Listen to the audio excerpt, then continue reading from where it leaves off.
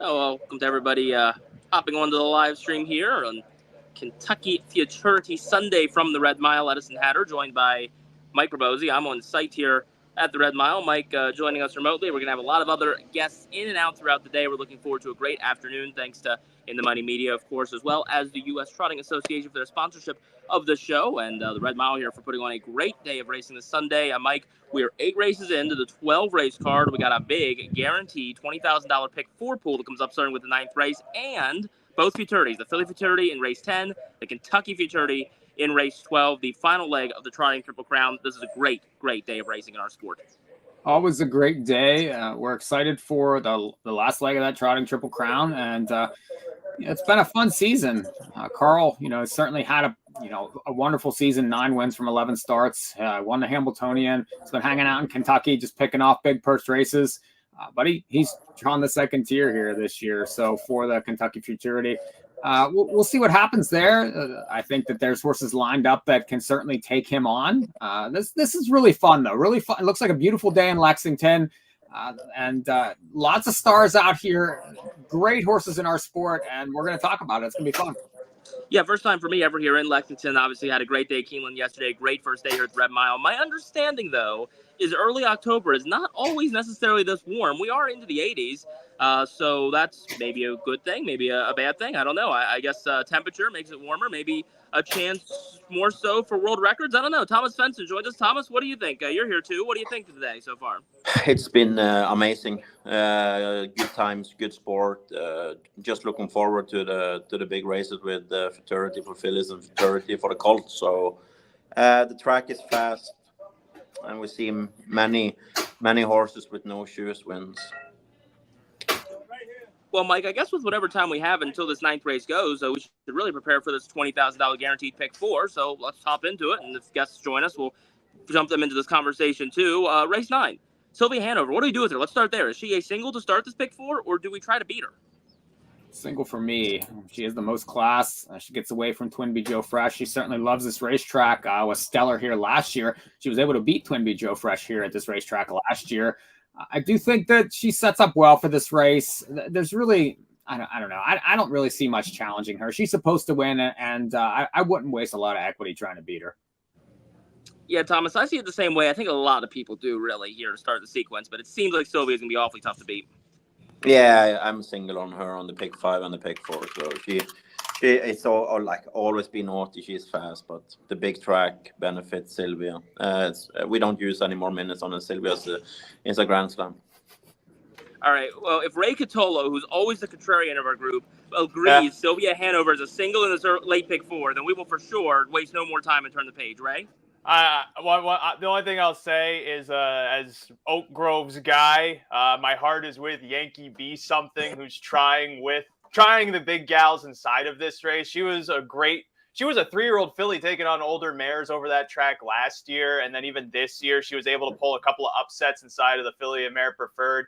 I don't think she's of the caliber of Sylvia Hanover, but I don't know, maybe if you're looking at exotics and stuff, if she's one of the long shots, why not throw her in behind? I mean, she's a fairly quick gal if she can get a good trip.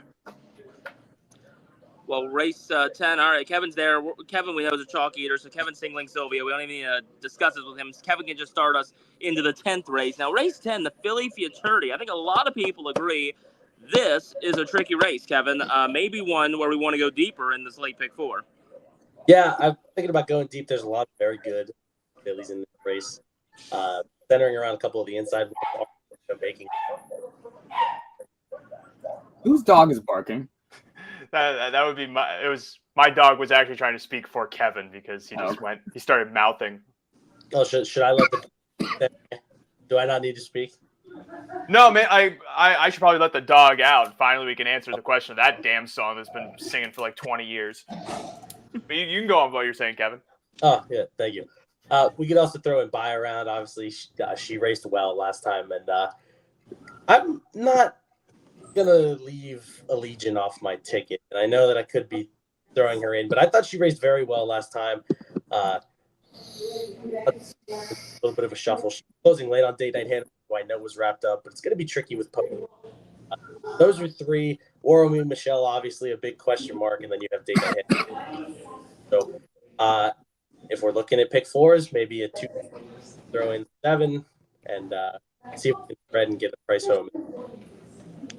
Thomas, I know, well, you, me, Ray, Mike, we were all doing a little bit of texting after Soiree Hanover's most recent race. Very impressive there. Really seemed back to her old self last time, but post 9 to deal with today. Yeah, it's going to be the same as last time. Little equipment change like last time. No shoes, air plugs. She responded good on that last time, and if she got the trip, she can beat anybody. But it's wide open date night Hanover. Same with her bad pose. She is just super sharp. Rory Michelle, I saw warmed up a little too much on the right line. Didn't look super. She looked a little sore, but she can go by around. She need a trip Armelina, and it's maybe a long shot with French Champagne from the trailer, but it's wide open. It's all about the position. Not many of those failure can do much work by themselves. So, and we're gonna maybe see a 54-4, 55 flat to the half. So it depends where you sit in the race. You need to be close. Yeah, Mike, maybe we'll get a chance to get to this interview before maybe this race. We got some interviews that I've gotten down here pre-recorded. We'll hopefully get some live commentary as I'll wander around the track in our 2 hours here together. But post 11 for French Champagne. I told Jan, well, first of all, trainer Sarah Sonstead said Yannick hopefully will have some post 11 luck today, and Yannick is certainly hoping for it with his 2 Futurity drives. Yeah, tough post for Yannick, but he's the best for a reason. So him and Scotty Z are I think that my top 2 drivers anyway. I'm going to give a mention a horse that nobody else did, and that's the 8 Allegiant. Maybe needs to class up here, but certainly likes this racetrack. Is very stellar over this racetrack. Kicked 27-1 in that Kentucky Sire Stakes final against Date Night Hanover. This horse with Zeron could set up a trip here. Maybe we'll be a little more forward than some. I don't know. I mean, in a wide open spot, I do think that she's interesting. So I would use her, use Soiree Hanover, use Date Night Hanover, use Buy Around. I think you have to spread here. Ray, I'm sure you can give us that philosophical debate on post 11 versus post 10 versus post 9, post 8, post 7, post 1. I don't know. I mean, certainly when you think about it, every post position in a way might be the same if you break them down to struggle. But no, the interesting thing about this race, for one, is how the track is playing. You aren't seeing a whole lot of horses really getting into the race, closing ground, except for maybe, in the Alarage Trot when Hill Exotic went a little too fast on the lead today. And then Logan Park, reasonably was able to vault over the top and grab the win. Inside of that race as the tempo somewhat softened, but otherwise it's been the best horses going forward. And what's tricky with this race is you have a lot of speed to the inside. And in one hand, that helps a horse like Soiree Hanover, whose main game is just trying to vault over them if they all tire. Also could help Date Night Hanover too, but they're either way probably going to be relegated somewhat to the back of the pack because Allegiant's going, Miss Isla's going, Armelina's going. And all of this is to say, I think Buy Around stands the chance to probably get the best trip inside of the race. If you just go off of draw, Andy McCarthy should be able to get nestled nicely into the middle of the pack, maybe find her way into a second over spot. And if she has, 1 or 2 lengths up on Soiree Hanover, Date Night Hanover, race could be over there. I mean, you watch how she rallied home last time against Soiree Hanover. She just ran out of racetrack. I could see an argument for maybe wanting to single Buy Around inside of that race, but also that entirely hinges on the speed not being able to carry itself home. I mean, we saw Micro EJ easily stroll, Rocket Deo easily strolled at a race ago too. Legendary Hanover couldn't go, but Mirage was able to pop out and win. So the front's been pretty good, but the speed inside of this race, I'm just questionable about whether or not it would hold. And either way, Buy Around seems like she's probably going to be able to be closest of the strong closers to maybe get the jump on them inside of that race. So far today, the best horses are winning. I don't think that there's any bias anywhere. You can come from off of it if you're, you have the ability. I don't believe that there's any bias that I've detected at all today. I'm not necessarily saying that, but also if you just think about how the speed has been rolling too, I mean, it's a fast track out there, and it's better if you're sitting closer than you're sitting far off. Logan Park was able to get by because the speed up front was not able to carry itself home. He was the best horse in that race, sure, but still, it's your typical harness track. If you're the best horse, you want to try and go forward. That could even be a case to try spread with horses like Armelina to the inside, or maybe even somehow Miss Isla is able to get the right trip and get up in time. And she's going to be a price inside of that race too. But in terms of best horses, I feel like Buy Around probably stands the best shot to work the best trip inside of that race. So, Mike, we're probably going to have horses on the track soon, so I guess we need to move our way a little bit quicker. So give me your thoughts. Give me your keys to race 11, race 12, and if you have a pick 4 ticket, feel free to give it here, but we got to, of course, speed ourselves along a little bit. Yeah, I'd spread out in race 11. I'm not convinced that Little Rocket Man is the one in here. I'm just, we'll see. Maybe he's been really sharp, but I'll try Ken Hanover at a price. I think Rock and Roll Rune is another one at a price I want. El Rey likes this track, and if I were to be heavy, I'd probably be heavy on By the Missile. I really like that race at Hoosier. I do think that he's coming back into himself. He's very capable, and I think off his best, he's the best. Tough post, but I do like him. So I'd use those. And then I would spread out in the big race, but just 3 deep. I'd use Kismet. I'd use Secret Agent Man at a price. I know he's not as classy as some of these. And then I'd use 6 Hour against Carl all the way. If he beats me, that's totally fine because a lot of the tickets are going to run through him. Hey, the joy of being live at the Red Mile. We never know who might run into. How about trainer Lucas Wallen? We were just talking about the Philly Futurity. Lucas, post 9 today for Soiree Hanover. But how about last time out? She really looked back to her old self. Very good, very good. Up and down this year, but everything feels good for today. Thoughts on how the trip may work from post 9 today? I have no idea. Hopefully it works out. Timmy probably, will be a dream to see her second or third over there, but it will be tough, of course. So any sort of equipment changes, doing changes from last time? No, no changes from last time. She's going to go barefoot. She did that last time, first time, and she's going to do it today again. And what about, here at the Red Mile, obviously you had success a couple years ago with the Rebuff. Obviously it seems like with Soiree this week too, maybe you seem to like Kentucky here in the Red Mile. We all love Kentucky. It's so much fun here, and, it's a great week, and we hope for some luck here. Well, thanks, Lucas. The best of luck to you today. Thank you. Thank you. All right, the joy of being live. Isn't this fantastic? All right, Thomas, race 11, race 12, thoughts on late pick 4, anything Lucas told us there? Race 11, I'm a little on Mike's wagon there.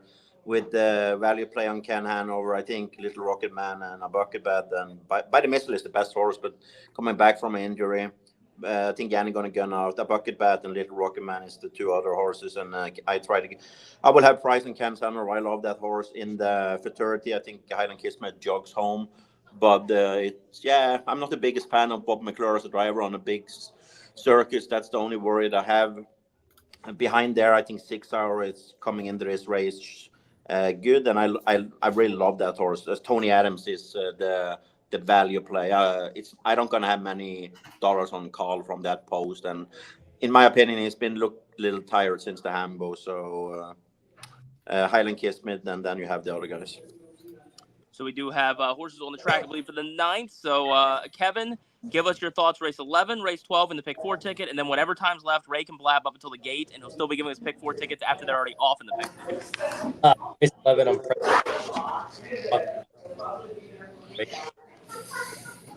Kevin's internet is terrible, and volume is terrible. Or really deciding right now I want to play against Sylvia Hanover or not. If anyone has thoughts on that, chime in. In terms of exotics, race 11, kind of price underneath, and maybe a little Admiral Hill for me. But yeah. Ray, I guess, Ray, I better get my thoughts in there before we just throw this to you openly. I already was on the U.S. Trotting preview show this morning. We're going to get thoughts for the second year in a row on the Futurity Day. We've got them for last year later on in the card. Hopefully we'll do it again this year. For me, I already gave out a ticket there, and I'm going to give that same ticket. It's Sylvia Hanover singled, 2-3-7-9 going deep in the Philly Futurity. I think that's a tricky race. 5-10 going to try to take a stand against the 11th race. The Alarad can take a stand against the Buckhead. The other 2. So going to take a stand there. 3-11 in the last. If you really had to pick one, I still do stand by Carl over Highland Kismet. And I was discussing this with John Rallis, who we may also see on this live stream a little bit later on. I think Kismet might go off the favorite, Ray. Kismet will go off the favorite, not Carl? I think there's a possibility. There's a lot of people who like him. I think there's a lot of money there. Post 3 versus post 11. I think possibly. Who knows if it's bad juju either to announce the horse's retirement the day that he's racing in the Futurity. I don't know if you caught that, but Michelle Crawford on the feed confirmed alongside Adam Bowden at the end of the season, Carl will stand at Diamond Creek Farm So, I mean, he's already done enough to earn a stallion career and get to go hang out with a bunch of horse babes, I guess. But, post 11 either way for a horse like him, I'm not really a big fan of. Kismet has always caught my eye ever since that Good Times win. He seems like a really talented trotter who I imagine is going to be able to stick around at 4 being a gelding. But him having the post draw onto the gate while Carl has to chase him from the second tier is already an advantage. They put the hopples on just as a precautionary thing. He seems fast enough. Tony Adams, I do find it interesting that he's the only one inside of that race that Svenstedt pulled the shoes on. So also considering he's one of the few horses to finish in front of Carl this season, he's also a bit of a value play for me inside of that race as well. I got no thoughts on race 11, though. That Alaraj pace, that's more of a headache than me having to quit caffeine this last week. I can't figure out odds in it because By the Missile from post 10 throws the entire race out. If he had like post 6 or 5, he probably wins the race, but it's so wide open there. That's just a spread race. So go use your imagination. Mike, you've got the feed there that I don't have, so we're going to rely on you for this for a second here. Where are we on the betting board here? Sylvia Hanover pretty crunched down here in race 9? 3 to 5. 3 to 5 currently. 5 to 2. Always Be Naughty. Zanata's taken action from the start, really. 5 to 1 and opened up at 5 to 2 actually on the board. And Beach Cowgirl currently 7 to 1. And then the other 2 are long shots. The 3 and the 4. The 3's 37. The 4's 26. They probably would need some things to happen to crack the ticket here, but you never know. I mean, you get big prices at Lexington sometimes. I'd be trying to beat Zanata out of the trifecta, though, just from that spot. Mike, you and I were talking before we went on the air about that Glenn Garnsey Memorial, trying to figure out how Sweet Gal gets into the race. And you saw, even as hard as she was able to leave from post 7, with all the other speed to the inside, she still had to take back and get away second to last. So Zanata's main thing is bolting out, trying to sit a pocket trip. I just don't see how she's going to be able to do that from this spot. Mm-hmm. No, I agree. I just think she's taking Dexter money more than anything else. Right. I think ultimately Sylvia will go lower here. It's going to be like a Migro EJ 1 to 5 type of thing at the last couple of plays here. Mike, sorry to cut you off, but we're joined here by trainer Nancy Tector. Who, well, first of all, Nancy, right behind us, we're watching warm up for this 9th race. Always Be Naughty. How do you feel about her chances here? She raced really well at Dayton last time. She was a little bit far back, and she finished 3rd behind 2 great fillies, her mares in Twin Bijo Fresh and Sylvia Hanover. So I really kind of like her spot today in a short field. I think she should do well for herself. Well, real quickly before they go to the gate, we got to ask you, of course, about race 12 today with Carl. Post 11, well, you said it is better than 8, 9, or 10, right? Yeah, I mean, it's not ideal. I think there's going to be a lot of action. The first half of this race, I think, is really going to determine the outcome of the race. So it's going to be a matter of, getting in a good position. And, he's never been a trailer before, so I don't really know how he's going to handle that. But I think it should be fine. And, hopefully he just gets away from the chaos and gets a good trip. Any sort of concern or changes last time out after the defeat for Carl? No, he was coming into that race off of being a little bit sick, so he wasn't, really in top form. That happens. They're animals, not machines. So, I'm hoping that he's bounced back and back to himself, which, usually he does. So I'm not really that worried about it. Well, McCrunch looked very good earlier today. Good celebration, then hopefully more for you to come today. All right, thank you.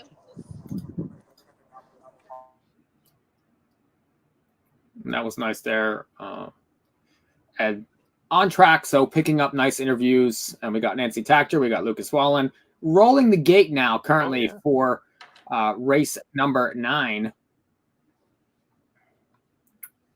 Yes, Alaraj filly and mare pace. Sylvia Hanover 1 to 2, Always Be Naughty. I'd say de facto second choice. I'm rooting for Yankee B something to get a good piece of the pie if she can. It's a really nice horse of Jimmy Watson's.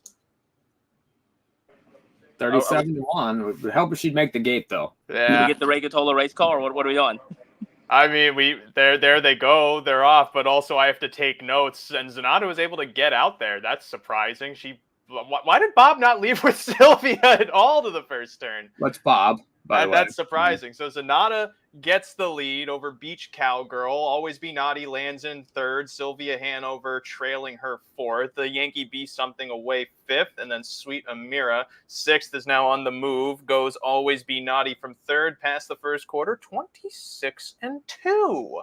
Always Be Naughty brushing to the lead up the backside to clear Zanata. Dunn now yielding into the pocket. Beach Cowgirl racing in third. Sylvia Hanover yet to move from fourth as Bob McClure just takes his grand old time in his first drive of the afternoon. Now floating outside. Yankee Be Something catching that cover, and Sweet Amira sticking to the cones in the back. Field tightening to the half as Sylvia Hanover blitzes Always Be Naughty, and 53-4. I didn't realize they were going that fast. Moving to the far turn here, Sylvia Hanover now a length in front. Always Be Naughty. No answer to the challenge. Now left in the pocket. Here's Yankee Be Something. Look at this gal. She's first up on the outside. Now into second.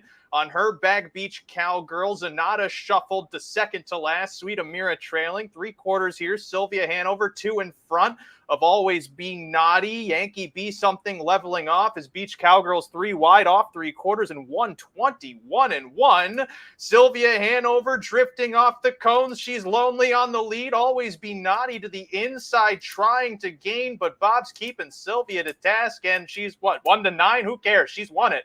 Sylvia Hanover, Always Be Naughty, Beach Cowgirl there, the trifecta with Zanata fourth and 147-3.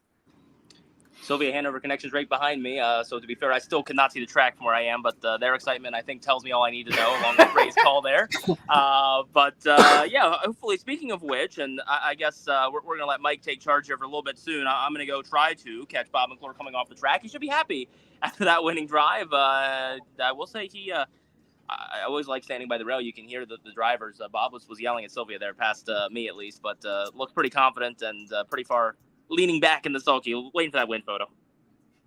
Confident is certainly one word. Sylvia, I mean, she still makes you have to work on her no matter how she's racing or how fast she is. So it's like... She's gotten a little better with that, though. I mean, Thomas can speak to that. She used to be very green and kind of would wait on horses, but not so much in the last... I don't think as much this year. She's gotten better than the She's a Great Lady as a 2-year-old for sure.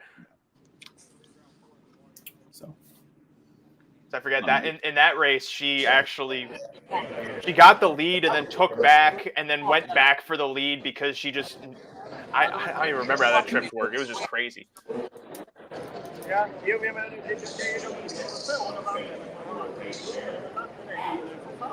Kevin, you have any thoughts to add on what we just saw from Sylvia? Not really. Still trying to figure out audio stuff. It sounds like you kind of got it figured out. It's a little better, yeah. You were very, very bad there for a little bit. I guess more or what? But yeah. I think it's your internet, personally. So. Sylvia, too much pony here. I did end up including her in my pick fours, so we're rolling it. But how could you not use her in your pick four? You needed another win this year.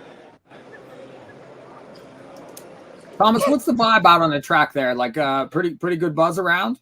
Yeah, it's been coming more and more the last 30 minutes, getting out to the Futurity. It was a little like in the first couple of races. It was just me and a couple of other hardcore fans, but now it's increasing and it's packed, nice weather, good racing. So it's going to be exciting.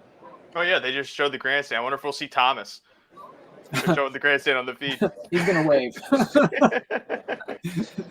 So, Mike, I think we have a whole bunch of interviews we want to try to get to, and I guess we should probably start getting them. I will try to catch Mr. McClure on the way off the track. Obviously, he's got a winner's circle to do, but in the meantime, we want to go to Sarah Sponstead and hear what she had to say about the 5 entrants from Team Sponstead, 2 in the Philly Futurity, which is up next in race 10, and 3 in the Kentucky Futurity, race 12.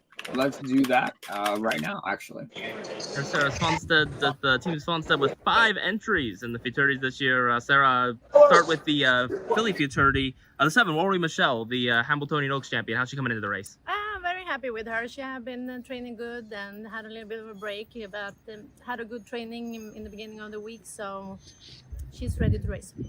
How about French Champagne? Post 11 draw starts in the second tier. She is going to have options, and I guess we would hope that Yannick has a lucky number with post 11 today, right? Yeah, obviously. So he needs to study who he wants to follow, but she can race from all positions, so she's very all round. Yeah, Yannick, obviously we'll have Carl from post 11 in the Futurity. You've got 3 in there, though, starting with Amazing Catch. James McDonald picks up the drive here from Dexter for this one. Yes, and I think it's a good match. He's pretty easy going to drive, so it's a good post number, but it's a tough race, so I leave the work to him. Dexter will stay with one of yours, the 6 Tony Adams.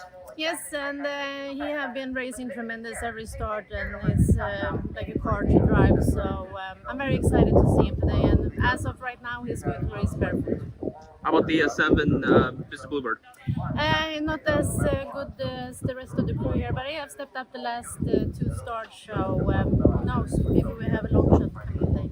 So between Amazing Catch and Tony Adams, do you think it maybe Tony Adams the best chance potentially? No, it's hard to tell. They have been good, both of them. It's more of the what position and how the race comes out. It's no giving winner in this race. I think it's pretty open.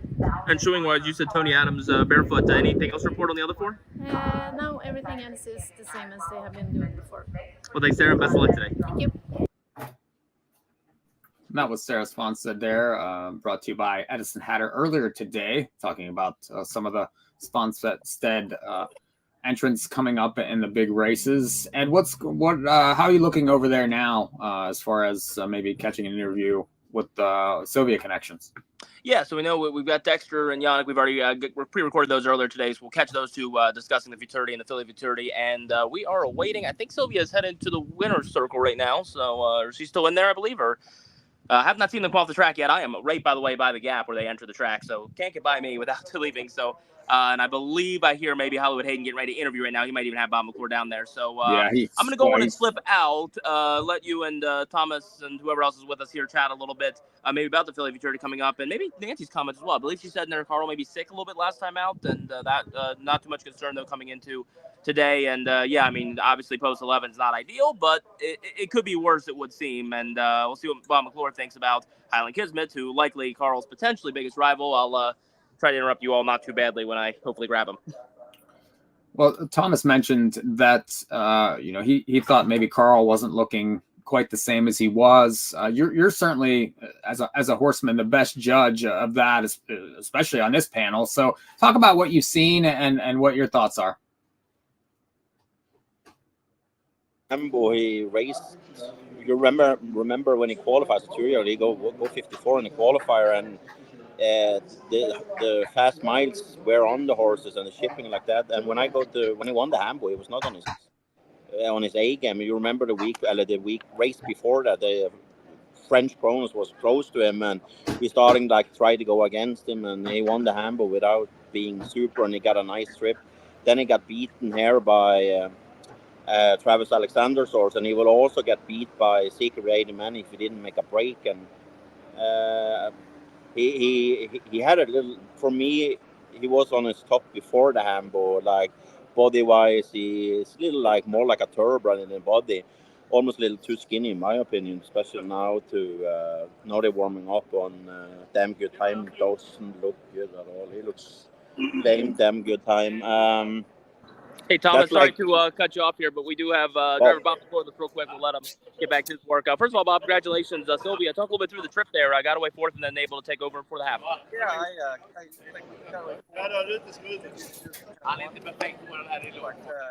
figured we just like to target, but I moved her out, and I just let her do her work, and she cleared the front, and she took care of the rest. It's really nice, going into the Breeders' Crown to have a start like that. Well, of course, you got a big drive coming up in race 12 with Highland Kismet. The break 2 starts ago. Obviously came back and won here at Lexington since then. Any concerns from that break? Well, no. I shut his air off in the first turn, and then he lost his legs. His gait has been perfect. Everything's been great that way. But, no, as long as I can keep him out of trouble, I'm sure he'll make a good showing of himself. No, about equipment-wise, we saw him after the Hambo go without hobbles for a while. Hobbles back on today. Honestly, just a precaution. 11 horse field, there's going to be a lot of action. He is still a green foal, so honestly, they're on so loose, they're barely on. But I think just as an added precaution, I'm sure they'll come back off after that. And how do you envision this trip potentially going post 3, especially with Carl post 11? I have absolutely no idea. There's going to be I'm sure there'll be a lot leaving from the outside. So this is one of those races you're just going to play it by ear. I'm pretty fortunate though, my horse can do it any way you want. So they go sensible fractions, maybe I can get them up to the front. If they want to, bust out and go big fractions, he likes to chase horses too. So I'm not too concerned. I'm just going to stay out of his way and let him do his job. Well, Bob, thanks for your time, and congratulations on the win, and best of luck for another one. Thank you. All right, buddy. Well, my camera appears to be the only one working currently, so we're going to do another. We have a couple more interviews earlier from the day Edison grabbed here with Dexter Dunn and Yannick Gingras. So let's go to the Dexter interview real quick to talk about some of the horses that he's driving for the big races. For Dexter Dunn, the head of the big card here today at the Red Mile. Dexter, race number 10. You've got Date Night Hanover. Seems like she's been racing really well lately. Yeah, she's been in great form. Here. Some run here. Size Stakes final is brilliant, and you know, the only thing with her is the draw. Is you know, it's never easy when you're racing a great field and you're drawn out wide like that. But you know, I think she can overcome it. She's you know, like I said, she's in great form. Yeah, in an ideal world, how do you see things going off the gate from draw 10? I mean, we've got to get handy enough. So we're going to have to do it a bit early, but I'm sure there's going to be a lot of speed inside of us. So it's going to be hard for her, but you know, we'll just have to try and get handy and play it from here. Well, a little better poster on the Kentucky Futurity. You've got post 6 with Tony Adams off the win in the New Jersey Classic final. Yeah, no, he's a really cool horse. This horse having a really good year and hasn't raced too much, so he should be fresh enough. And no doubt Aki and Sarah will have him ready to go today. So yeah, pretty good draw middle there, 6 I think. So yeah, he'll be in for the fight. Yeah, which I was Sarah earlier said he'll be racing barefoot today, and obviously from draw 6, it looks like he's pretty versatile. He can do it on the lead a couple starts ago and from off the pace as well. Yeah, he's really handy actually. You know, he's very easy to drive. You can do whatever you want with him, so it's good. It gives me options, and we'll see how the first 100 of the race pans out. Well, thanks, Dexter, and best of luck today. Thanks, man. Well, Mike, I guess while we're on it, we just want to finish. We've got one last interview, pre-recorded at least, and that's with Yannick Gingras discussing a pair of post-11 problems to overcome. Join your big driver, Yannick Gingras, at the Red Mile on this big stakes Sunday. Yannick, trainer Sarah Swanstead told me she hopes you like post-11 today. So Philly Futurity, post-11, French Champagne, first-time driving her. What do you make of her in the race? Oh, I think she's coming in the race really sharp. You know, she's just had one hiccup in Hamiltonian Oaks. I think other than that, she's been super consistent all year. Yeah, I agree with her. I hope I post 11 works good for me today. But I think it's not a bad spot for her actually. She's not a front runner anyway. You know, I think the 2, 3 are pretty much the horses to beat anyway in the race. So I can follow one of them out of there, and then we'll see what happens. So far, the first 2 races, front end hasn't hold up, so it's bare wells for us from post 11. What about the Kentucky Futurity? You've got Carl, of course, from post 11 as well. Talk us through last time out. Suffered defeat, I believe, the first time this year. Talk us through that mile. Hey, it's racing. Yeah, I mean, they all race. They get beat. It's that's horse racing. You know, these horses are all so close. You know, he's going to need a trip. You know, and post 11, obviously, he's going to be forced to accept the trip. But last time I tripped him out in Hamiltonian, it worked out pretty good. So we're looking for the same thing today. So any concerns or changes coming into today after that last race? No, not at all. All systems go. He trained great. From what I hear, he's feeling really well, healthy. So we'll see what happens. Yeah, so thoughts on the overall for post 11? I'm assuming you agree with Nancy that it's at least maybe better than, say, post 9 or 10. Oh, 100%. And it really, it depends too, right? If 1, 2, 3, 4, let's say, are not the right horses, yeah, then maybe it's a little trickier. But in both situations, post 2, 3, 4 are probably the horses to beat in the races. So I think all the power is inside in the Futurity itself, although they may be 6 hour on the outside. But I should have a good horse to follow. And Yannick, of course, we saw the emotion from you after the first Hamiltonian win with Carl. How much does Carl just mean to you as a horse? It's tremendous. He's a great horse. It's been a pleasure to drive him. But I'm enjoying the ride now. Up until Ambo, it was a lot, and the pressure obviously of the Hamiltonian. Now I'm just enjoying the ride. So I'm just gonna enjoy the horse and let him do the talking, and hopefully we come out on top. But regardless, I'm proud of him, and he'll always be a special horse for me. Thanks, Yannick, and best of luck today. Thank you very much. Yeah, Mike, I think that's pretty accurate. The last thing Yannick told me there, I could tell you every time I talked to him pre-Hambo, a little more stress. Now, that's out of the way. Hopefully some fun and some more trophies to pick up. But, Mike, what do you make of what we've heard so far? We've heard a lot there in a row between really even Nancy before the race, followed by McClure, followed by Sarah, followed by Dexter, followed by Yannick. Anything stand out to you? I mean, they're confident in the Carl camp for sure. They seem to think that the recent starts really aren't an issue, and he's going to be back to himself. The post, they're going to plan to navigate it. I mean, they're saying all the right things, but I mean, what do you expect them to say? I mean, the horse has lost basically 3 races in his life. I mean, so they're confident. But Yannick did say, well, if it doesn't work out, then he's still won the Hambo and things like that. So I'm. The trainers speak, drivers speak, all that stuff. I never really find a lot of value in that other than it's nice to hear from the connections. But as far as for betting, I'm going to decide what my opinion is and go with that. Thomas, not sure if you picked up the same clue that I did, but it did seem like in talking to Sarah Fonstead, maybe they were leaning a little bit towards Tony Adams there in the futurity of their 3 chances. But and obviously I mentioned the shoeing, obviously the big change there.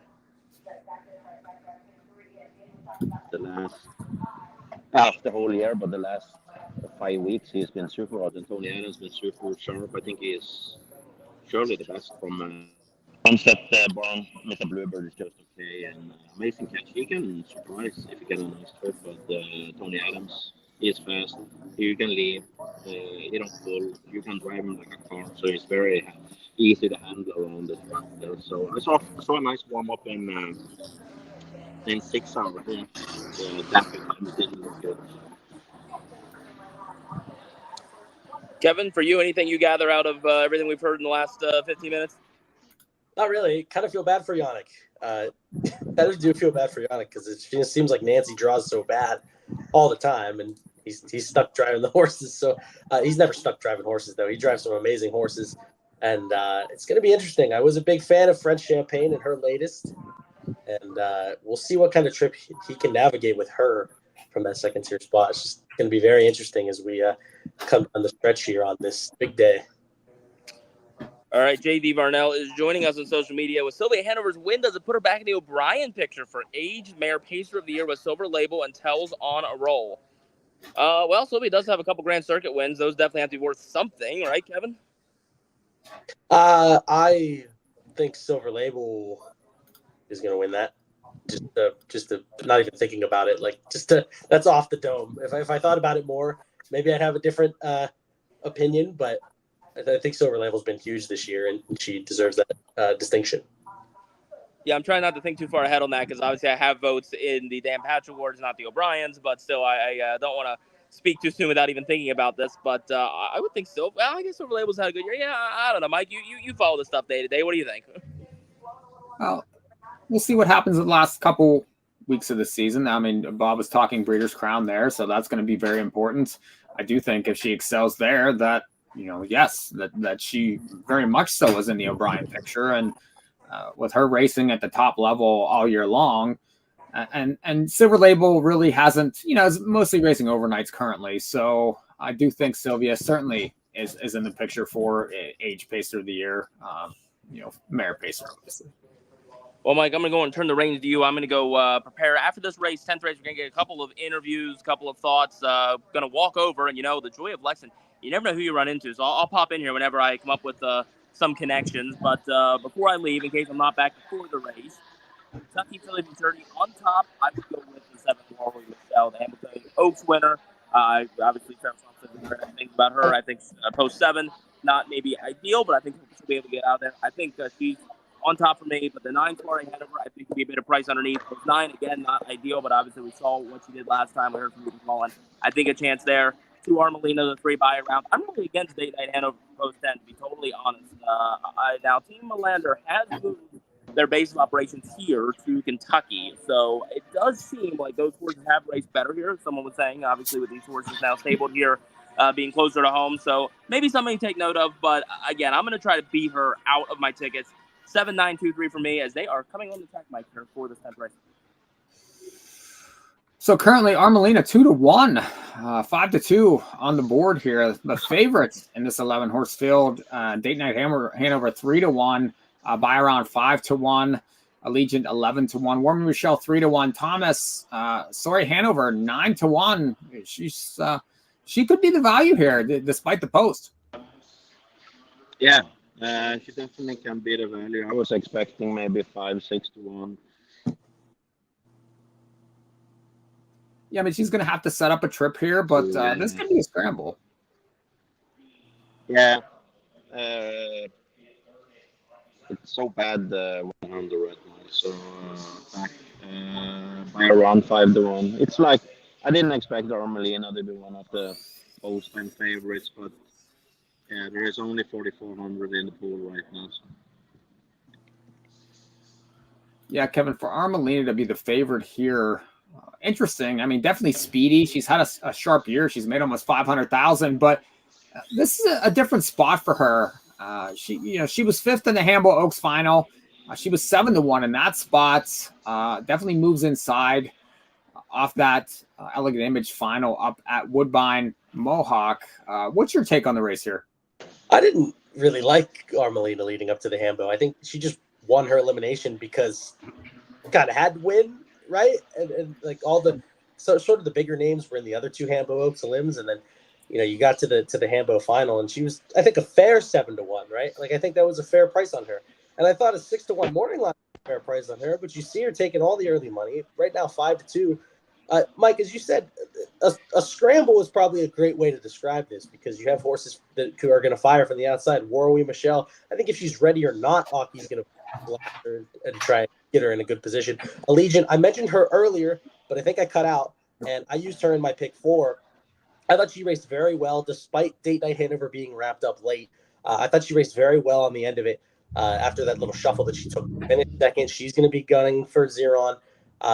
Now, one that could benefit from all of that scrambling early, and then you include Armelina, who is maybe going to have to work out a trip. I'm not sure if Todd maybe removes. I don't know.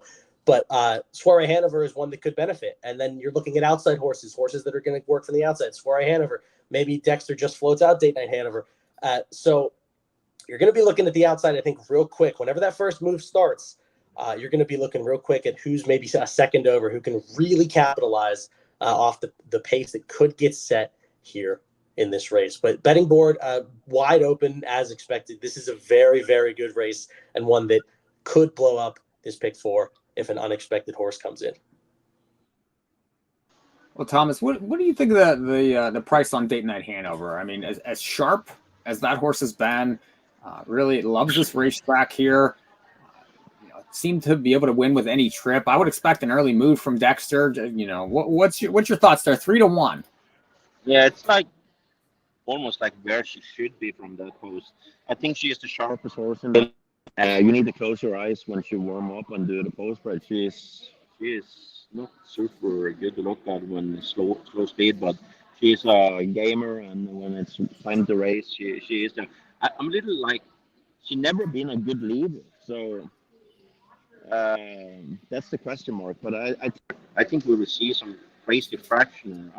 I wouldn't be shocked if we see either a low 55, depends, and a high 54 to the halves. But you need to be close on this track. It doesn't matter because the horse can keep the speed. So if you are 6-7 lengths behind coming home, it's hard to pick them up.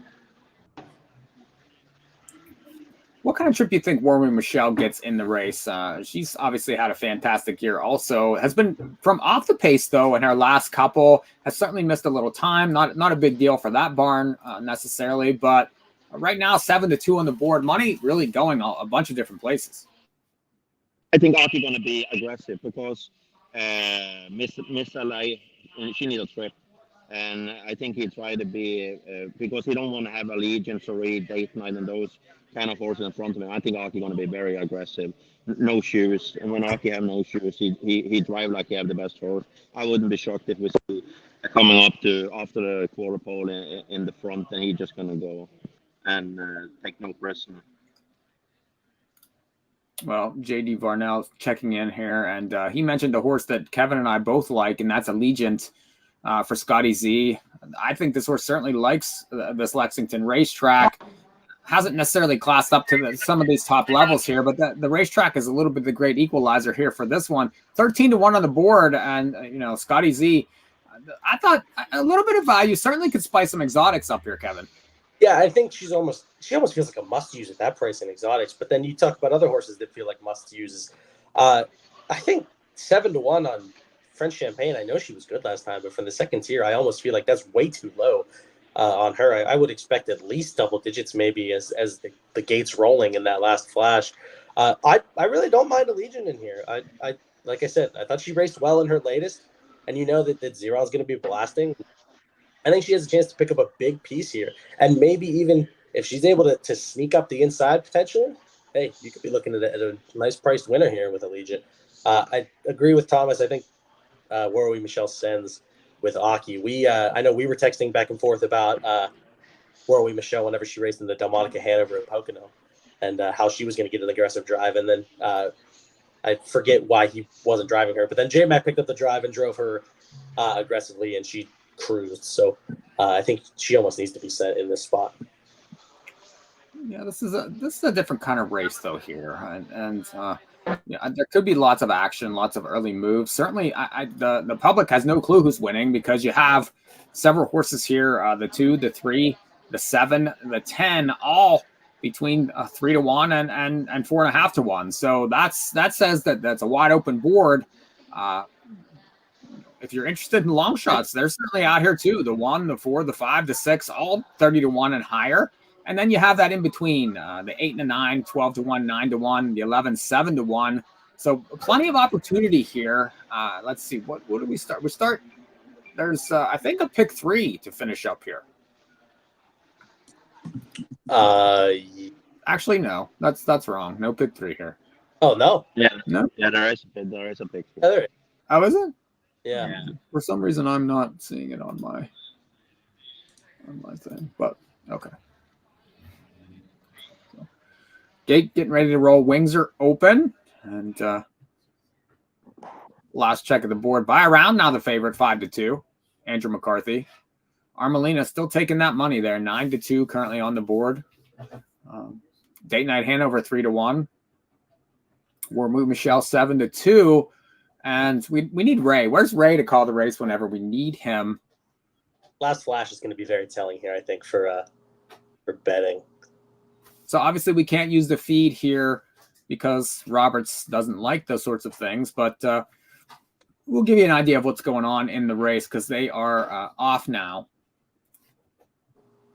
And it is a cavalry charge to the lead. Tons of speed. The 6, Miss Isla, has that early lead with Armelina sitting in the pocket. Off stride from the rail, looks like Paulina Hanover takes herself out of it. Here comes Aki on the outside with Warren Michelle. As now Todd pulls pocket with Armelina. Dexter certainly driving ambitiously outside with Date Night Hanover. Yep. Armelina has the lead, quarter 26 and 4. Warren Michelle second on the outside with Miss Isla third. Fourth outside to Allegiant. Fifth at the rail, Sambuca Hanover. Sixth outside. All of a sudden, third over is by around. Is Dana Hanover fourth over? I can't tell. No, she's last currently. And last, as they reach the half, and it's still a battle. 53. 3 and 2 to the half, as Warren Michelle is parked out by Armelina. Third at the rail still, Miss Isla. By around sitting pretty here. Here comes Dexter. Yep. Dexter moving 3 wide from the back. And here comes by around as well. McCarthy now moves 3 wide. So Day Night Hanover is following that cover, and they're moving very quickly. By around circling up fast. Day Night Hanover following. Leaders are gassed currently. 122 to 3/4. And Armelina has the lead, but only just. Miss Isla looking for room at a big price. Here comes by around. Day Night Hanover second over, gapping a little bit. Well, that early money on Armelina was quite good. And Gonzo. Miss Isla angling out late, but Armelina scores over Miss Isla. Looks like Sambuca Hanover at a big number for third over by around, and I think Date Night Hanover fifth. Mile 150 and 1. Big triple here. Yeah, for sure. That was a great, aggressive. Todd was aggressive, and that was the winning move. Wow.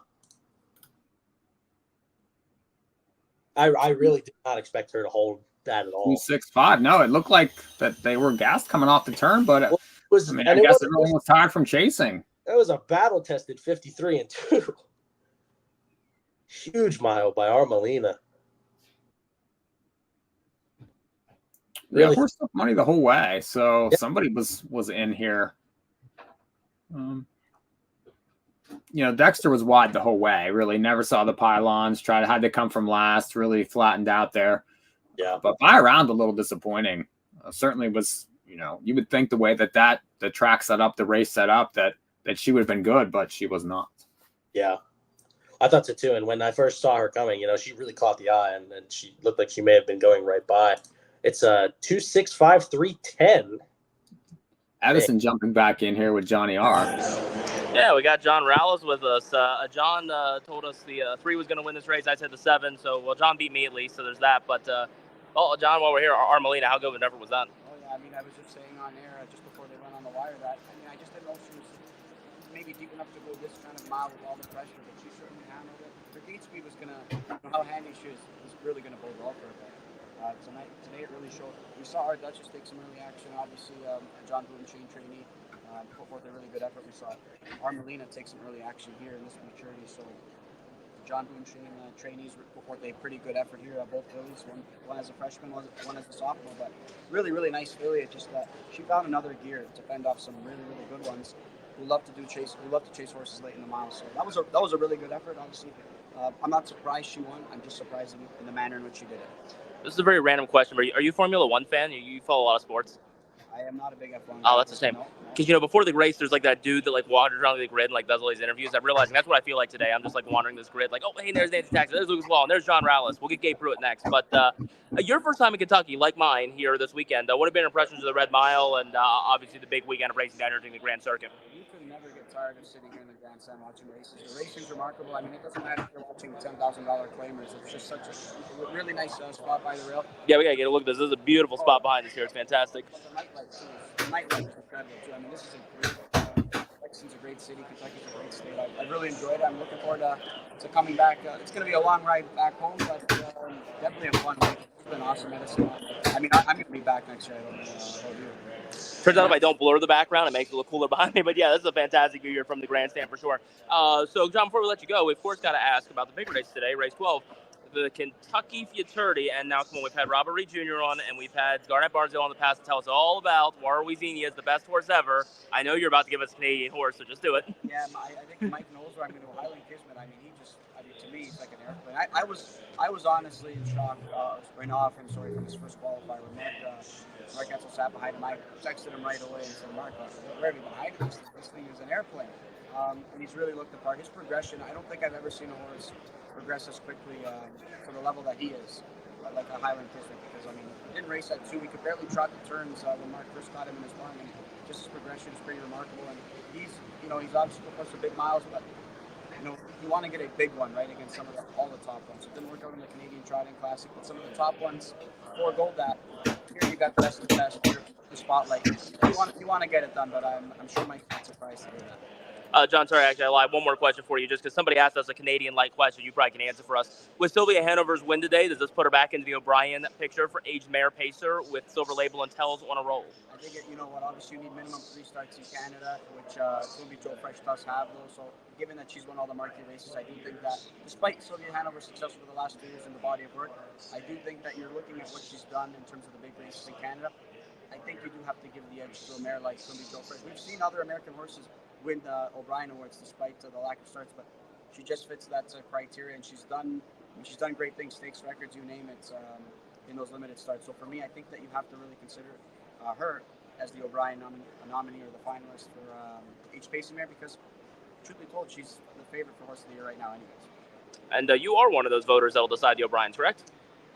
Yes, I am. Yeah, I am one of the voters. Sorry, it took me a minute to realize I did have a vote last year, and I will have a vote. And I love Sylvia, but right now I cast my vote to Twinbee Joe Fresh. I have her number 1 on the Hamiltonian Society poll as well. She's the best horse in the sport, in my opinion. Well, John, thanks for the time. Enjoy the last 2 races here, and Mike will toss back over to you, and we'll go find a Gabe Pruitt after this big celebration for the Futurity. Tell Mike to make it next year.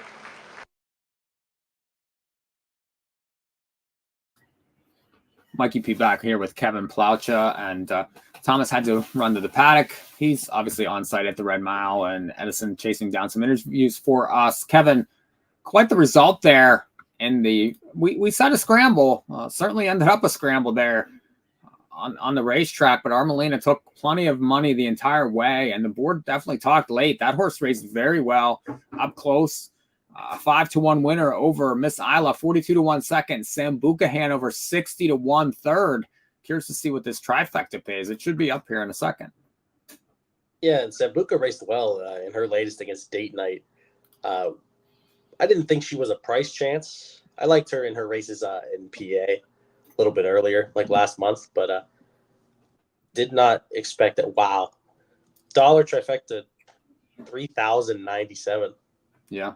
So you get 3,000 to 1 on that trifecta. Exacta was also nice. $175 there. $12 to win on Armelina, but plenty of value to go around. And it looked like one of those kind of races, really. I mean, money was spread around. A lot of the favorites, though, didn't fire, certainly got tough trips. And Armelina got the right trip up close. Yeah, I mean, Warwick Michelle was parked a mile. Dexter, I didn't really catch him early. It looked like he was trying to be a part of that early mix, but then just kind of like hung out, and then was. I mean, he was what, 5th over? I couldn't even find him when I was trying to give information about live updates about the race. I couldn't even find him, and he was so far back. But yeah, she was 5th in there. I did mention also that last flash. I mean, she was 5-2 for like the entire time, and then she bolted up to 5-1, which, if you knew it at the time, that was a decently fair price, and you were rewarded, I think. Yeah, I mean, we were all over the action early. I mean, that was a little bit out of place there, I thought, on Armelina, but it proved very fruitful. So and, she's had a hell of a year. I mean, after winning this and add another 150,000 to that 487, she actually should be up the newest sports news millionaire here after this spot. Yeah, just inching over that. And Mike, I don't know about you. I don't know if you played that late pick 4, but I am alive. Oh, good. Fantastic. Yeah. Good start for you, especially that was good separation there. And we moved to the 11th race, Alarage Farms. This is the open pace here. They're going for 159, and some of the major players show up here, Kevin. We have the By the Missiles, Buckabed Hanover, Little Rocket Mans of the world showing up in this race. Another wide open event. Yeah, it really is. And I think this is a race again. Well, now here's the thing. Here's the fun thing about horse racing. So we see the last race that had a big long shots in 2nd and 3rd. And now we come onto this race where I think there's some good long shots that could finish like 3rd and 4th. And now they probably won't, just because we're talking about them. But yeah, very wide open field. Your current 8-5 favorite is Little Rocket Man, 11 for 15 this year. And the thing about him is that when he's shipped out of Hoosier, he's also done well, right? He won in 48 flat at Scioto 3 back. He was 2nd in the Dayton Derby. I thought that was a very good effort. Little Buckabet just beat him up the passing lane. You have a Buckabet Hanover in here as well. 5 for 10 on the win end this year. He's just been always just right there in this open division. Just been very, very good the last few seasons. And then By the Missile taking some early money, 5-2. We're quite familiar with By the Missile, and now that he's returned, just bad post in his latest, but I thought that was a huge race, and now post 10 here, another tough ask for him. I thought he was exceptionally good in that race last time. And, that was at Hoosier there on September 20th, that Hoosier Park Pacing Derby. Really had a difficult post, was out the whole way, came on, kicked 26 in a 48 and 1 mile, a really tough trip. Now he's just coming back from injury. He draws poorly again, and we saw what happened to Date Night Hanover. I know, different situation, but the 10 hole is extremely difficult at this racetrack. Can he overcome? I don't know. I do think he's phenomenally talented. So, Mike, sorry to cut you off. We've got our few moments here with track announcer Gabe Pruitt. Let's see. We got to start with the non-Red Mile related questions. First and foremost, over on this TV behind me, you're watching Gulfstream? You're really watching that guy and that announcer? It is on mute. That's true. It's on mute. All right, so you got the Kentucky shirt on. I packed it. I had the Alabama sweatshirt Raider today. I didn't have the Ravens to do it. So let's talk more about Tennessee last night, which, by the way, I was asleep before Tennessee ever even finished that game. That's how bad of a travel day was for me yesterday. You gave me post 10 p.m. plans. Wasn't even awake at 10 o'clock. Tennessee, always great to see Tennessee lose. We're always having that happen in life here. Well, card here today, obviously a huge day here at the Grand Circuit. 150 years here at the Red Mile. Obviously, you well-known face here, face at Pompano. Obviously, both historic tracks that you've had a big part in. Yeah, it's great. This was actually our 150th season this year at the Red Mile. Next year, we'll celebrate our 150th anniversary. Technically, we opened in September of 1875. So, yeah, it's history. It is what we have here. Beautiful facility. If anyone's never been here, right in downtown. And it's just a nice day when you get a great weather like this, great horses, and the best of the best. We didn't have that last weekend, unfortunately, but it couldn't have been any better here for Futurity Day. And obviously this year the race is on Fox Sports. It's the first time ever for the Red Mile to be on national TV. What's that exposure like, and what's that mean to the track? I think it's great. They do a first-class job with American State races here, Don and his team, and we found an opportunity late. It wasn't planned for a long time. Where we could be on today as part of that broadcast, and a good part of it was on FS1. Then they switched over to FS2 as well. So I think it's just about bringing the exposure to a new audience. And I think that optically, the track is beautiful here on a gorgeous fall afternoon, as we all know. So I'm anxious to see it. I know Jessica and Jenna have done a great job on there today. So we were really happy to get that partnership done again very late. Well, Gabe, we know you're a good gambler, so we can't let you go without talking about a couple of races. Race 10 we just saw. We just talked to John Rouse downstairs. John and I watched that race together live in person. How big of an effort was that from Armelina? That was huge. She did all the heavy lifting there, the front, and lived to tell about it, so to speak. That was a monster kind of breakout effort. I thought I was very, very impressed. So give us a surefire winner. What are we going to bet in the Kentucky Futurity? And bearing in mind that, I already said it earlier on the USK live stream. Whenever I'm in the same state as you, I never have a winning day at the track. So whatever you say, whatever I say, bet the opposite, and we probably make people winners. I think that's probably the best way to start out, obviously. We do have a super high 5 carryover to plug that 5,300 into the Futurity. I like Highland Kismet. This is the worst of last week. Track was awful. Some horses weren't getting over it, some horses were, but he was so good. I think that's as good as we see him. I saw Bob McClure there last night after the races. I even asked him, is that as good as he's been all year? And he said, yes. I think he absolutely was.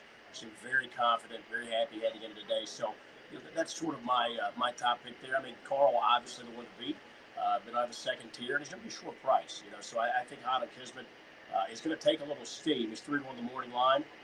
If you book me at that, I may take a shot with you. But I think he's going to be a little less than that. When it's all said and done, but a big field, you get a lot of value there in the exotics, the 11 horses, and again, an overlay coming with that super high 5 carryover. John Rallis and I think there's a universe where Highland Kismet could be the favorite. It wouldn't completely shock me. I think it's going to be a lot closer than people think. I would still say at the end of the day, Carl's brand might carry himself there as the favorite in the nightcap. I'm just hoping I can still speak by the last race today. It's been a little bit of a tough couple of weeks here as I've been along with the weather, but feel great, but sound awful. So hopefully we get to the Futurity just a couple more to go. Well, we got 2 more races on the card here. Race 11 is coming up next there at Dollar Raj Open Pace. So, Gabe, we'll let you get back to work here and enjoy the rest of the day. All right, have a great show, guys. Thanks. Always nice to have Gabe Pruitt there. He's a great dude. I really, really like Gabe a lot, and he's all over the place. You see him, the Meadowlands. You see him show up at the Meadows for Audios Day. Obviously does a fantastic job at the Red Mile, and just couldn't be a really better ambassador for the sport than Gabe Pruitt. Yeah, great guy. Happy to have talked to him a fair share of times, and like you said, Mike, great ambassador for the sport. He loves it, and he would do it every single day. He pretty much does, but he would do it every single day if he really could. I wish Edison had stuck around because his football team is unbeaten no more, and it still is. Oh, now we're talking Alabama football? I mean, I'm surprised that Gabe didn't rib him for that. I'm surprised we didn't. I'm sure he's happy that Baltimore came back to win today, so there's that. So yeah, did they really? Yeah. Mm-hmm. They came back to win in overtime. So if you need football updates, there you have it. Here, if you want tote board updates and you're watching this, Little Rocket Man currently 9-5 on the board for this open pacing older events.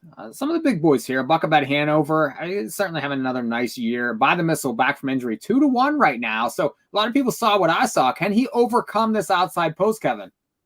Well, and that's the thing. He overcame it in his latest, right? That was the big question that we asked. And he was 9-1 in the Hoosier Park Pacing Derby. And then he did overcome it, right? Was parked every step close to in 26 flat, pace of 48 and 1 mile in his, second start off the bench after being off for 3 months. So he did overcome it, and everyone saw that. So now you're getting 2-1 on a horse that has proven he can overcome post 10. We just saw with Dana Hanover, though. It's going to be very, very tough. And I mean, in terms of like a win bet perspective, 2-1, I know he's insanely talented, but we did just see it with Dayton and Hanover post 10 proving a lot of problems. But can he overcome it?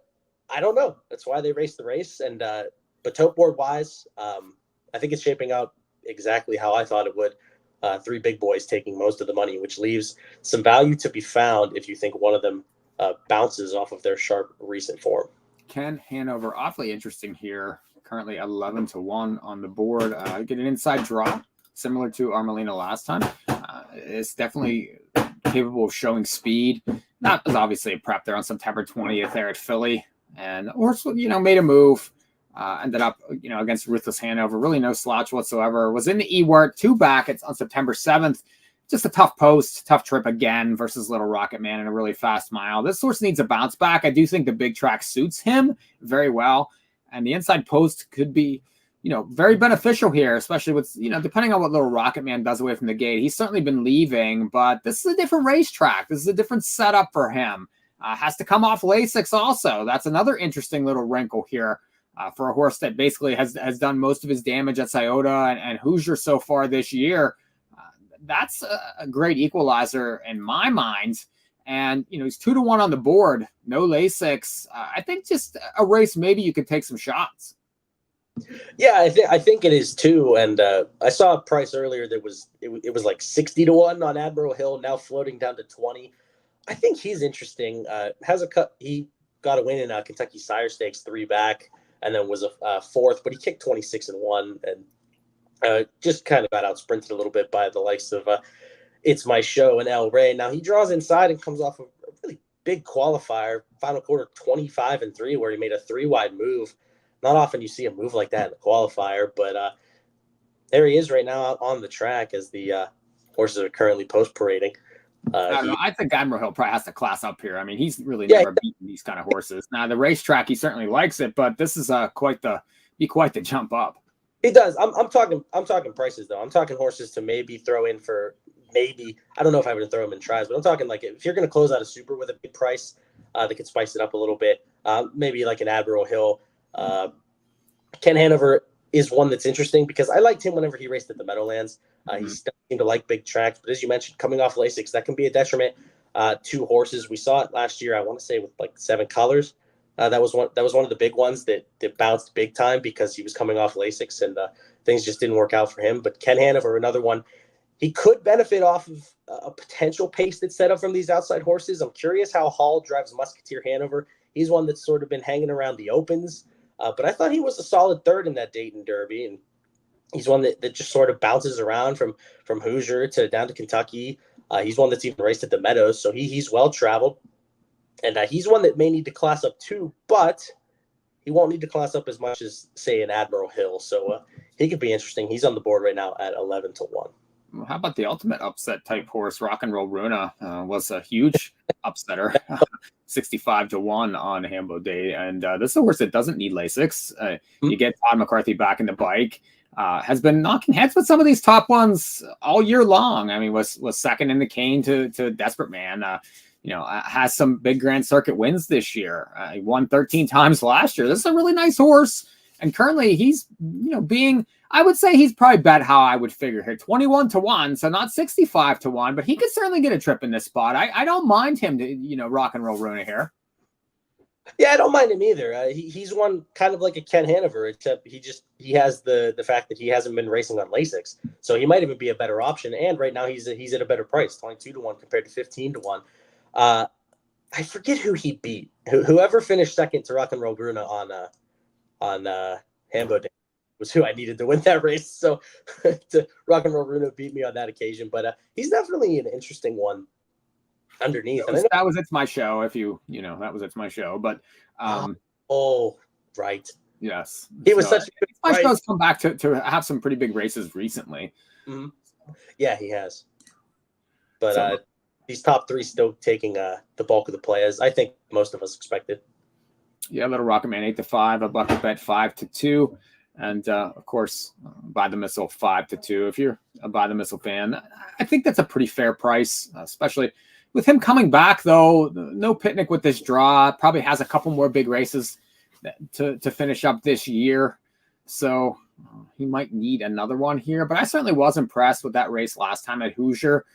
He's sort of showing up by appointment only though right now, so that's an interesting thing. I might take a shot with Runa here. I don't know that he can win it, but I do think that he could play prominently here, depending on on what's going on. Well, here's Edison, it looks like, with Wendy Ross.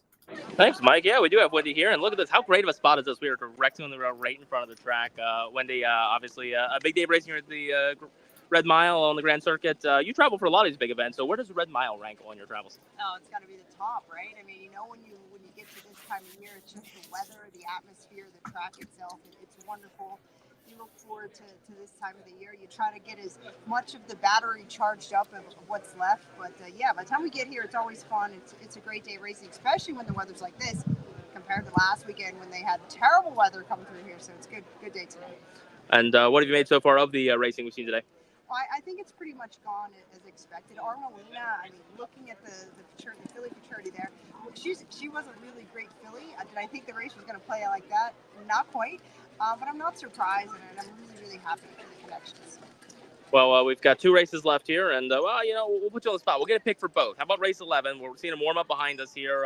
We've seen some of the favorites wander by here. Who do we like? Well, I actually went a 7-5 in here, a Buckabed Hanover, looking for him to come back. He was just great there in the Gate Derby, just coming up there by a neck over Little Rocket Man, but also Little Rocket Man. I love this little horse, right?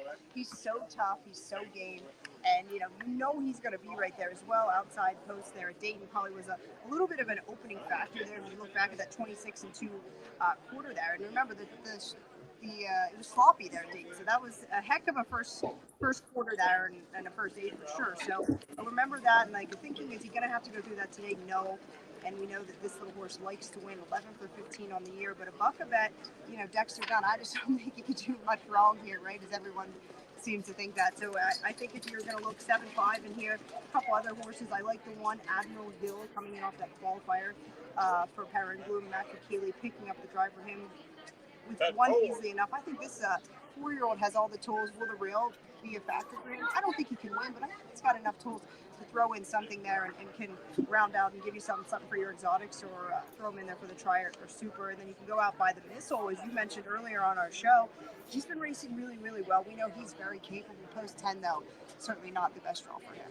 And last but not least, how about a Kentucky Futurity pick? Carl, Highland Kismet, or somebody on the outside looking in? Well, you go through these races all week. You start with the draw. Highland Kismet, I've really been impressed with him since the Hambletonian. Mark Edsel meeting him. What a nice gentleman he is. And this colt's he's just a big freight train. He's like a big airplane, like what you used to describe him. He's got to get going. He doesn't have that quick sprint speed maybe that a Carl has or some of the others in here.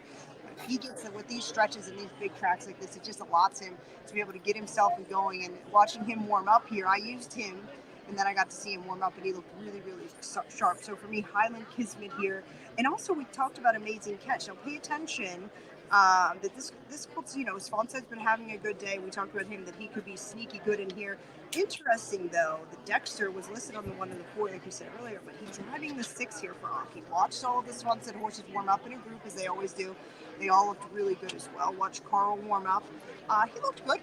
By the time he gets himself going that lap, he kind of looks really, really good, and so you can't ever count Carl out. In 6 hours, another horse I really like.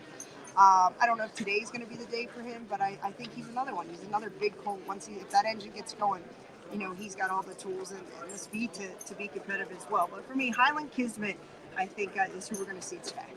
Well, Wendy, we'll let you get back down there. We know you're in the box with Team Bongiorno. They got to be pretty happy after Miss Ilo raced pretty well there for Joe. So I think they are. Yeah, Joe just flew in, and the filly. That's a nice filly though, and of course got such a good trip, and we're happy for them, and for the Knoll connections. But yeah, thanks again, Edison, for being on the preview earlier, and it was a pleasure. But we're gonna get back at it, and 2 great races coming back. Of course, Wendy, thanks for joining us, and Mike, we'll go to you. It looks like we're heading to the gate here. Heading to the gates.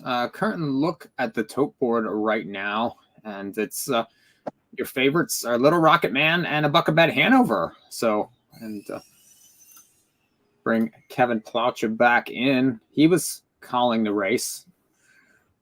I thought I did last time with no Ray Catolo here with us. So I did a decent enough job. Decent enough, yeah. It looks like Runa's gonna leave here. Yeah, and they're off. By the Missile leaving, along with Musketeer Hanover, Rock and Roll Runa, and Admiral Hill on the inside. I feel like I might be a couple seconds behind you, but that's okay. It is Rock and Roll Runa with an early lead. Tony Hall up on the outside with Musketeer Hanover. It doesn't help that my college Wi-Fi sucks and this buffering a little bit. He is sitting second. Here comes By the Missile. That looks like Little Rocket Man to me. Oh, no, it is By the Missile. By the Missile up on the outside, getting aggressively driven from Gingras off a quarter in 26-2. By the Missile touches down on the lead over Rock and Roll Runa. Musketeer Oh, it just ran. Rock and Roll Runa just ran. Has made a break. By the Missile now with a 3-length lead over Musketeer Hanover. Admiral Hill third. Little Rocket Man is fourth. Looks like Dexter and Buckabit Hanover are fifth over Ken Hanover. Hemsworth, Hunting the Last Dollar, and El Rey as they reach the half in 53-4. And the outside movement begins. It's Little Rocket Man first over with the Buckabit Hanover following with a perfect second over toe. By the Missile tries to take this field all the way. It's Musketeer Hanover second. Little Rocket Man first over and third. Admiral Hill needs a place to race fourth. The Buckabit Hanover is fifth. Third over is Ken Hanover sixth. Inside Hunting the Last Dollar. Hemsworth and El Rey, 3/4, 121-1. That was 27 up the back. By the Missile still leads it here. Little Rocket Man is fading. Here comes a Buckabit Hanover on the outside with Musketeer Hanover up the side through the stretch. By the Missile, a Buckabit Hanover. Here he comes. He's charging on the outside. By the Missile, a Buckabit Hanover down to the line. By the Missile holds on in 147-2. Wow. By the Missile overcomes post 10 with an aggressive steer from Gingras and gets it done. Yep. Perfect drive, and we mentioned that Little Rocket Man was coming off Lasix, and that wasn't his trip. Certainly, he first up and really didn't go very far. He carried Buckabit Hanover into the race there, but never really could get anywhere close to the leader. Buckabit made his rally. It was a shame. Rock and Roll Runa left perfectly. Was getting a great trip there behind the eventual winner, and made an uncharacteristic break at 27-1. So that happens. And Musketeer finished, I believe, third and inherited that pocket spot from. And Musketeer certainly took a lot of money in this race. Really, I mean, coming out that third in the Dayton Derby, it was 10-1. Yeah, I mean, wow.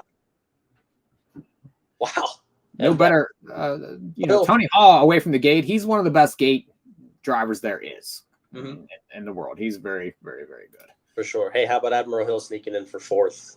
Oh, shout out Admiral Hill. Likes the racetrack and ended up fourth there at 44-1. So we're giving you bombs in fourth. We didn't really mention the sixth there, but we did like By the Missile some. I did definitely. We were all.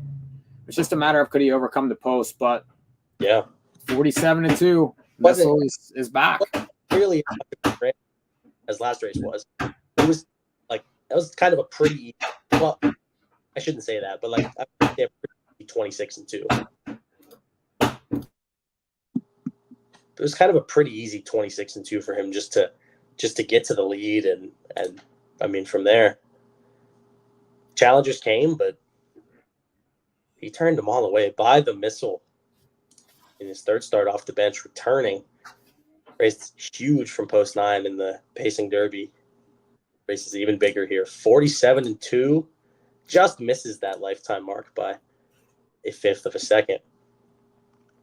And I know Mike is a big By the Missile fan, but not as much as Charlie May. No. But Charlie actually won here a couple years ago. And, I like By the Missile. Kentucky Futurity Day. Former Adios champ, By the Missile. Indeed. Yeah, it's nice to see him back too. And we talked that if he would get back to himself, I think the older pacing division is really ripe for somebody to come and dominate like this. So right, and he was kind of the one that made that open pace division, kind of wrapped it up in a nice bow that made it must watch. I think at least just because he was so good. So a couple comments here. We got tuning in. Imagine that. Says super coverage here. Harness live streams and race by race content is badly needed and will grow. Follow and subscribe. And we appreciate those comments. from in, and JD Varnell checking back in. Good second from a bucket bet. It's hard to close into a 26-1 final quarter, and he's not wrong. That horse raced extremely well, and that's a real horse that's in front of him.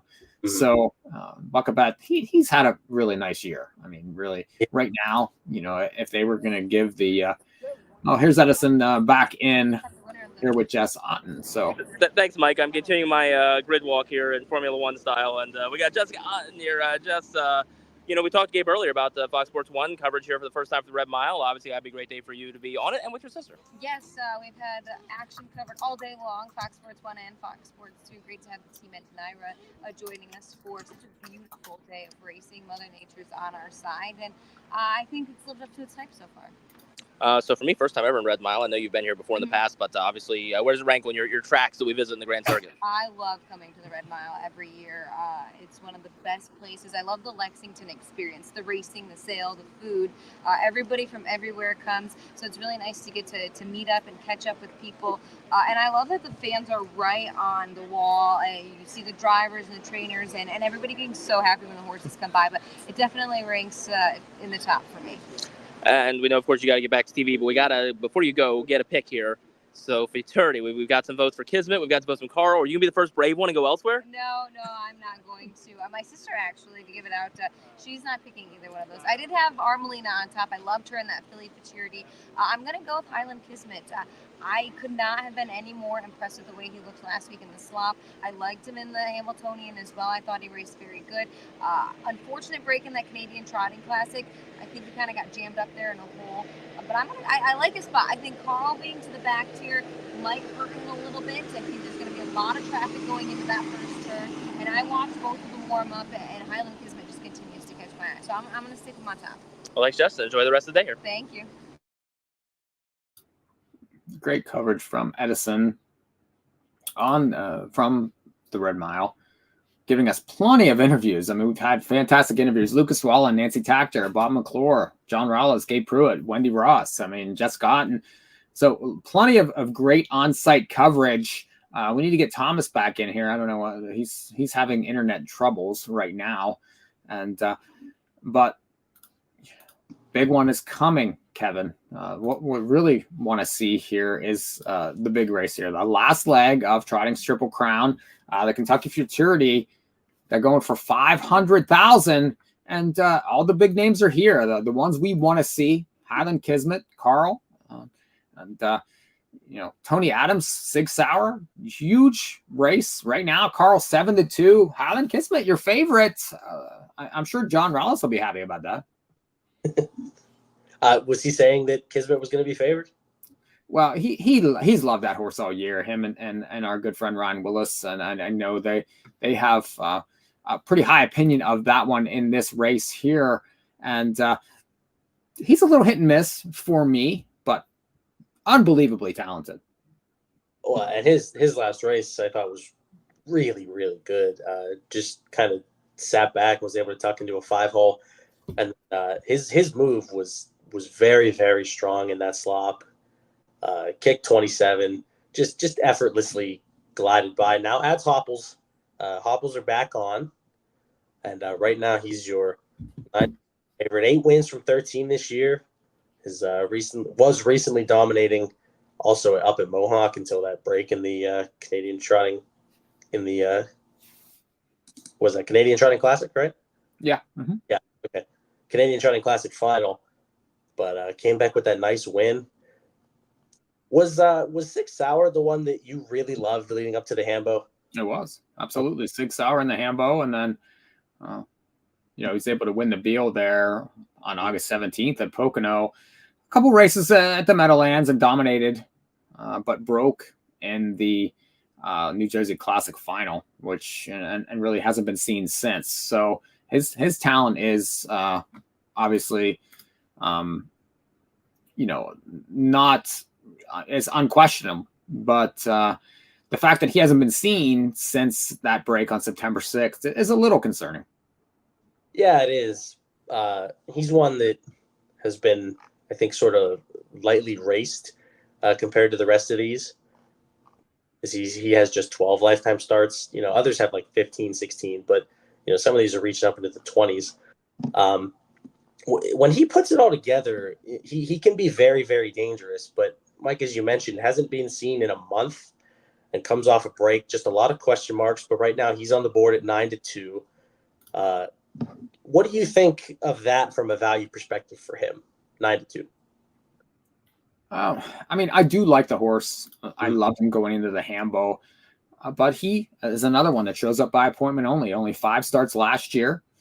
And so 7 starts this season. And, when he's good, he's really good. But when he's not, he tends to, kind of, maybe be up against it. The post is really not a picnic here.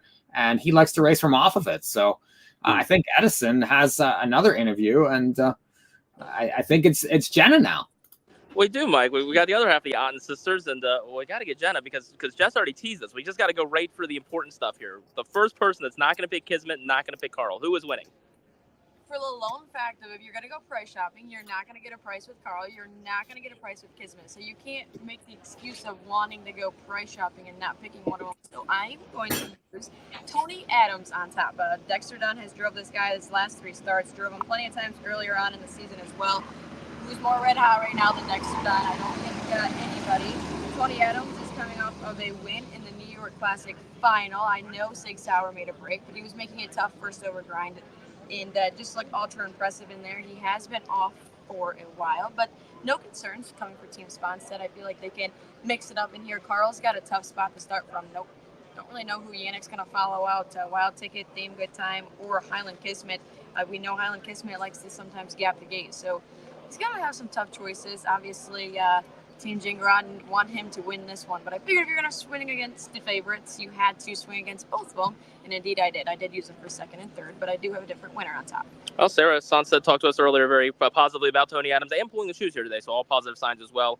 Jenna, obviously, first time the Kentucky Futurity on Fox Sports. You're getting to work it with your sister. How special is all that to you? And just in general, how special is it here in Lexington, Kentucky? Oh, it's very special. As soon as the mics turn off, all she does is yell at me. But other than that, it's fine. She's my little boss. We should probably have like a lead tank and halter on. She just like drag and run around here, and she reads all the emails to me. But it's very cool. Very cool to be a part of the Red Mile on Fox for the first time, nationally televised, and they deserve it because I don't think there's any great place to be this time of year than the Bluegrass State. Last weekend, I could have found plenty of other places to be as it was pouring all weekend. This weekend, Mother Nature has blessed us with good weather, and of course, it was fun all sail week in the Lexington experience. My 2nd year, and probably will be coming back for quite a while. Yeah, my first year here, definitely think I'll be back. Jenna, thanks for the time, and good luck the rest of the day on Fox Sports. Thank you. And that's Edison with Jenna Otten. So we had Jess and both and Jenna, and nice for them to show up and come to the show to visit because they're very busy doing television for the Fox coverage. Kevin, nice to have harness racing. We got NFL on TV. We got all kind of things going on a busy Sunday, but some harness racing showing up also. Oh, it's the best sport in town. Come on, and he deserves to be nationally televised. It's a great sport. Got to get more people involved in it somehow, and having it nationally televised is also a good start. Ironically, about Jenna's pick there, Tony Adams, currently the same price as Carl. Yeah, Carl getting no love here, especially with the season that he's had. Maybe it's the post, but he's proven that he can overcome. He certainly likes this racetrack. I do think, like Thomas said, maybe he's tailing, he seemed to think that the horse maybe didn't quite look as good as he had at one point. Did come off a loss last time on September the 15th, but just was nipped there in a 50 and 2 miles. So certainly, he's as fast as it gets and as classy as it gets. So tough to beat Carl, but if you like him, you're getting, well, right now I just clicked the 2-1. So I was just gonna say that actually, because I saw him up there at 3-1, and it's like, well, he's been 1-9 like every other start. Yeah, he was 3-5 in the Hambo, but you've basically been getting 1-20 on him, and he was 3-1 for about 30 seconds ago. And if you like him, that's a gigantic price compared to the 1-9. Gigantic, I'm not so sure, but I mean it's okay. But let's compare 1-9 to 3-1. Yeah, I mean it's. Well, different, obviously different bunch, different group of horses, and yeah. So. Actually, I think he just ticked down to the 9-5 favorite. I think that the money's going to come for. I would say Tony Adams probably going to drift up 6 hour 9-2, pretty expected currently. I do like him, but him and Tony Adams really haven't raced since that New Jersey Classic final. 6 hour probably would have won the Hambo with a better trip, but he had some races up and heading up into that point. So coming off the break here, it's difficult. Here's Edison back. Yeah, sorry, I've been listening, guys, kind of walking and talking to the paddock. I just have the random questions I got to ask just because I obviously been running around doing stuff. First of all, did anybody even acknowledge me in the back of Thomas's shot? Come on, I made a lot of effort to go out of my way to get to him. Well, he left though, so he hasn't been on for quite a while. So yeah, we missed that. When he was on, I was standing right behind him. I even waved. Oh my god. So for those of us still alive in the late pick 5, I don't want to know the will pays. I'm one of those. I don't want to know, but I just want to know by the missile. What would he go off the favorite, second choice, third choice? What did I get?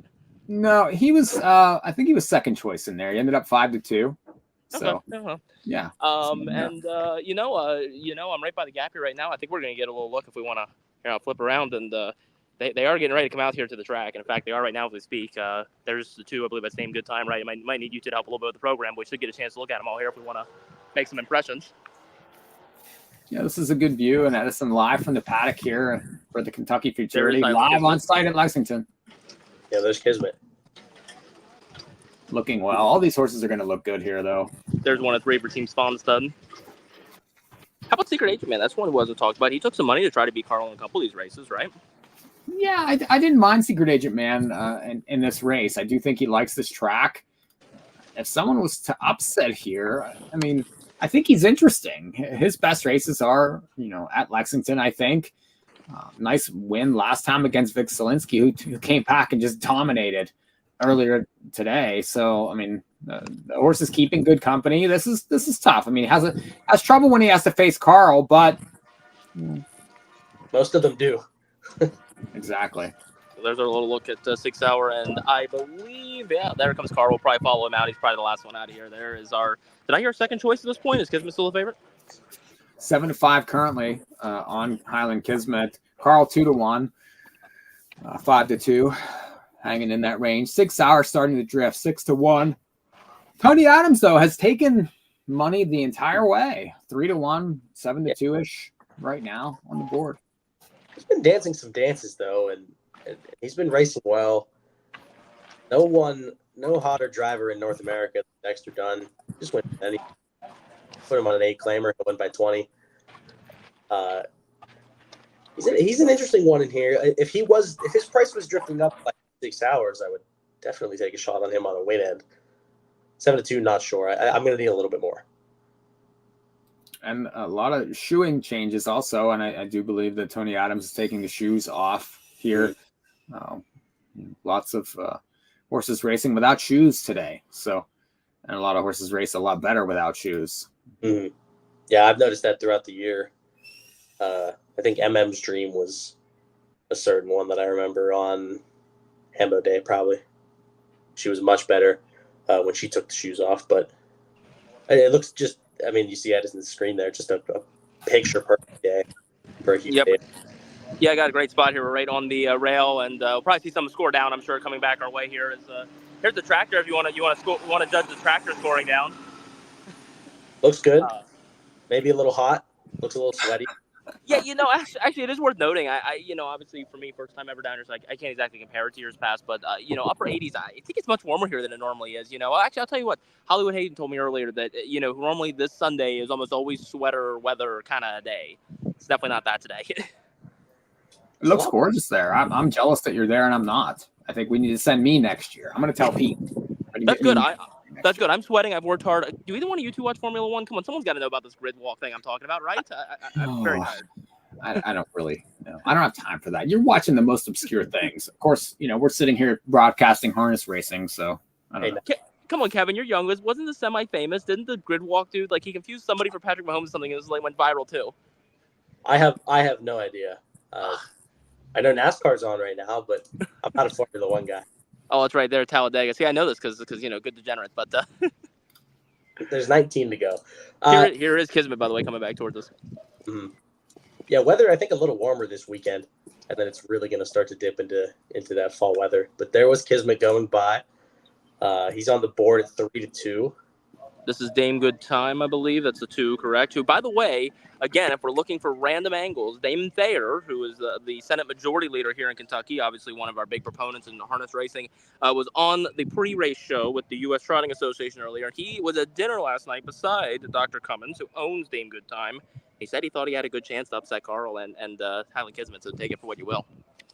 Dame Good Time beat Carl in his latest at 17-1. Now you're getting 25-1.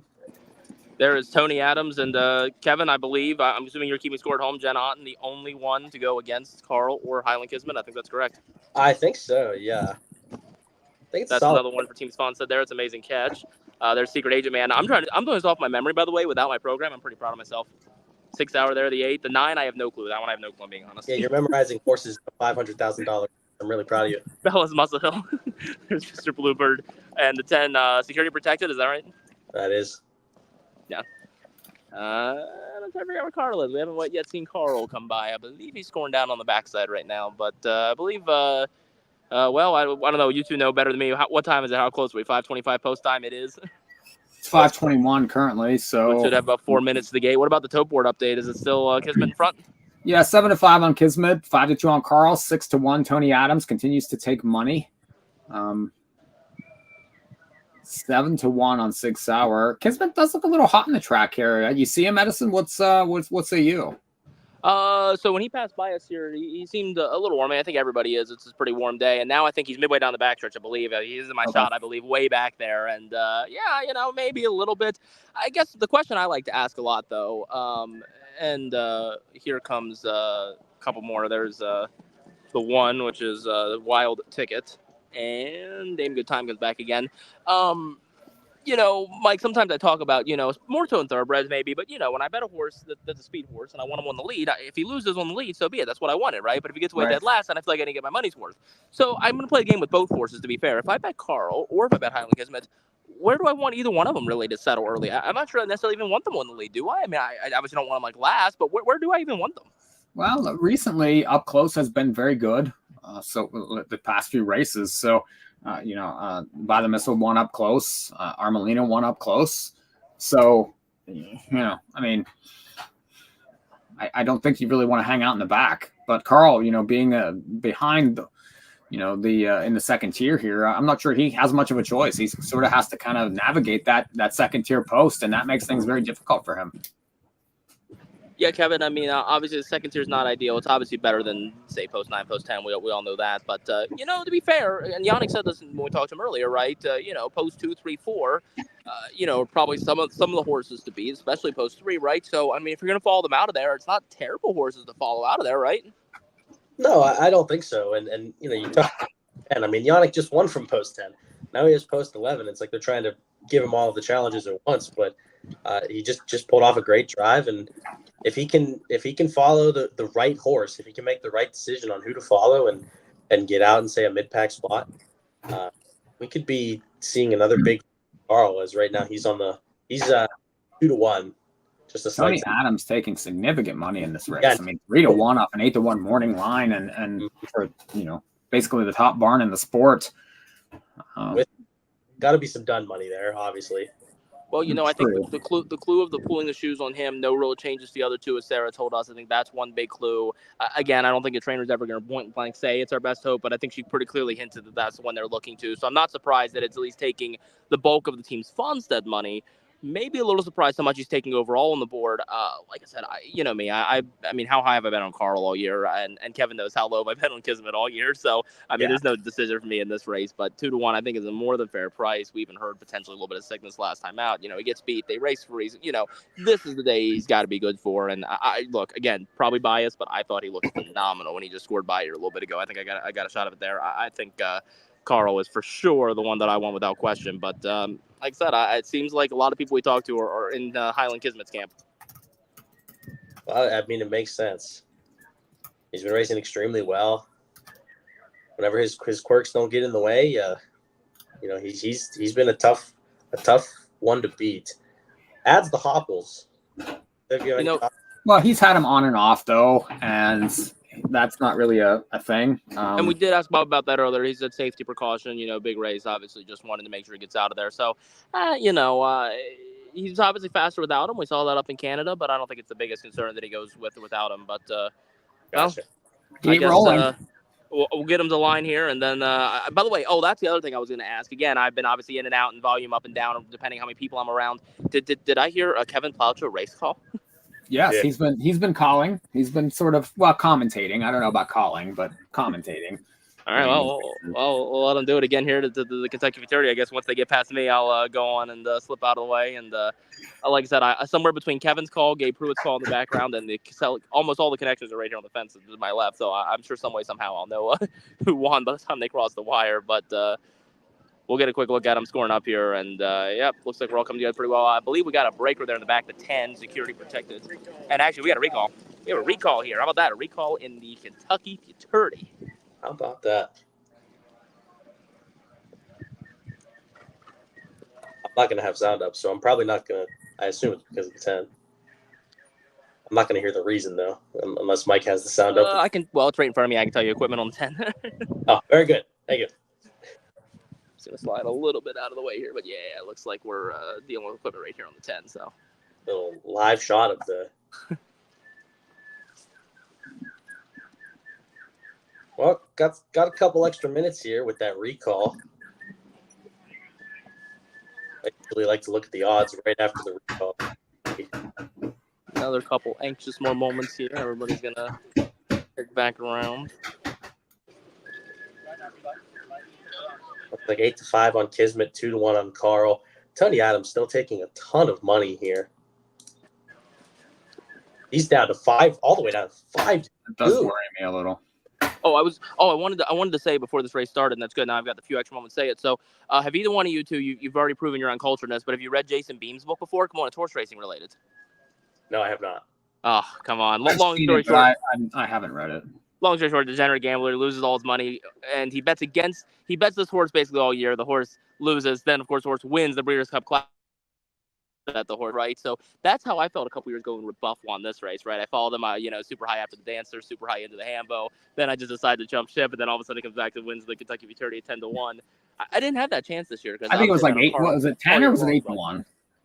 Yeah. Whatever it was a decent price, but then it's like, oh, well, okay, I missed that chip, So this year, I think I'd feel like equivalently bad if I all of a sudden decided to jump off Carl here for Highland Kismet.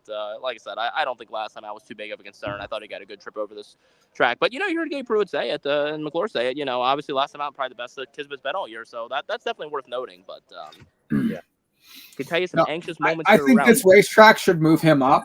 I think it already did last week for sure. Yeah. So I will say some anxious moments here from connections. Obviously, it's not ideal. Obviously, it is what it is in our sport, but not ideal to have a recall in a massive race like this. So definitely a couple of anxious moments, but it seems everybody's taking it okay on the track. All the horses seem okay here. We're rescoring up. Nothing I'd be too concerned about any way, shape, or form, other than maybe if you bet the 10, if you like security protected somewhere. That wasn't a particularly great break there before the start, but again, I guess the equipment issue that caused it, we've got fixed. So. Well, he's on the board at 70-1, as it looks like. Yeah, but we want him to get a fair shot. So. Yep, gates rolling. We're gonna try this again here for the $500,000 Kentucky Futurity, the 132nd edition for these 3-year-old colt gelding trotters. Trivia question for later. Somebody should find out. There's 150 years of racing at the Red Mile and 132 Futurities. Did we miss some in like 40 years or something, or did we just not start it till like 18 years in? That's a great question. So we'll try to judge again here as we're scoring up. Everybody appears to be good at this stage.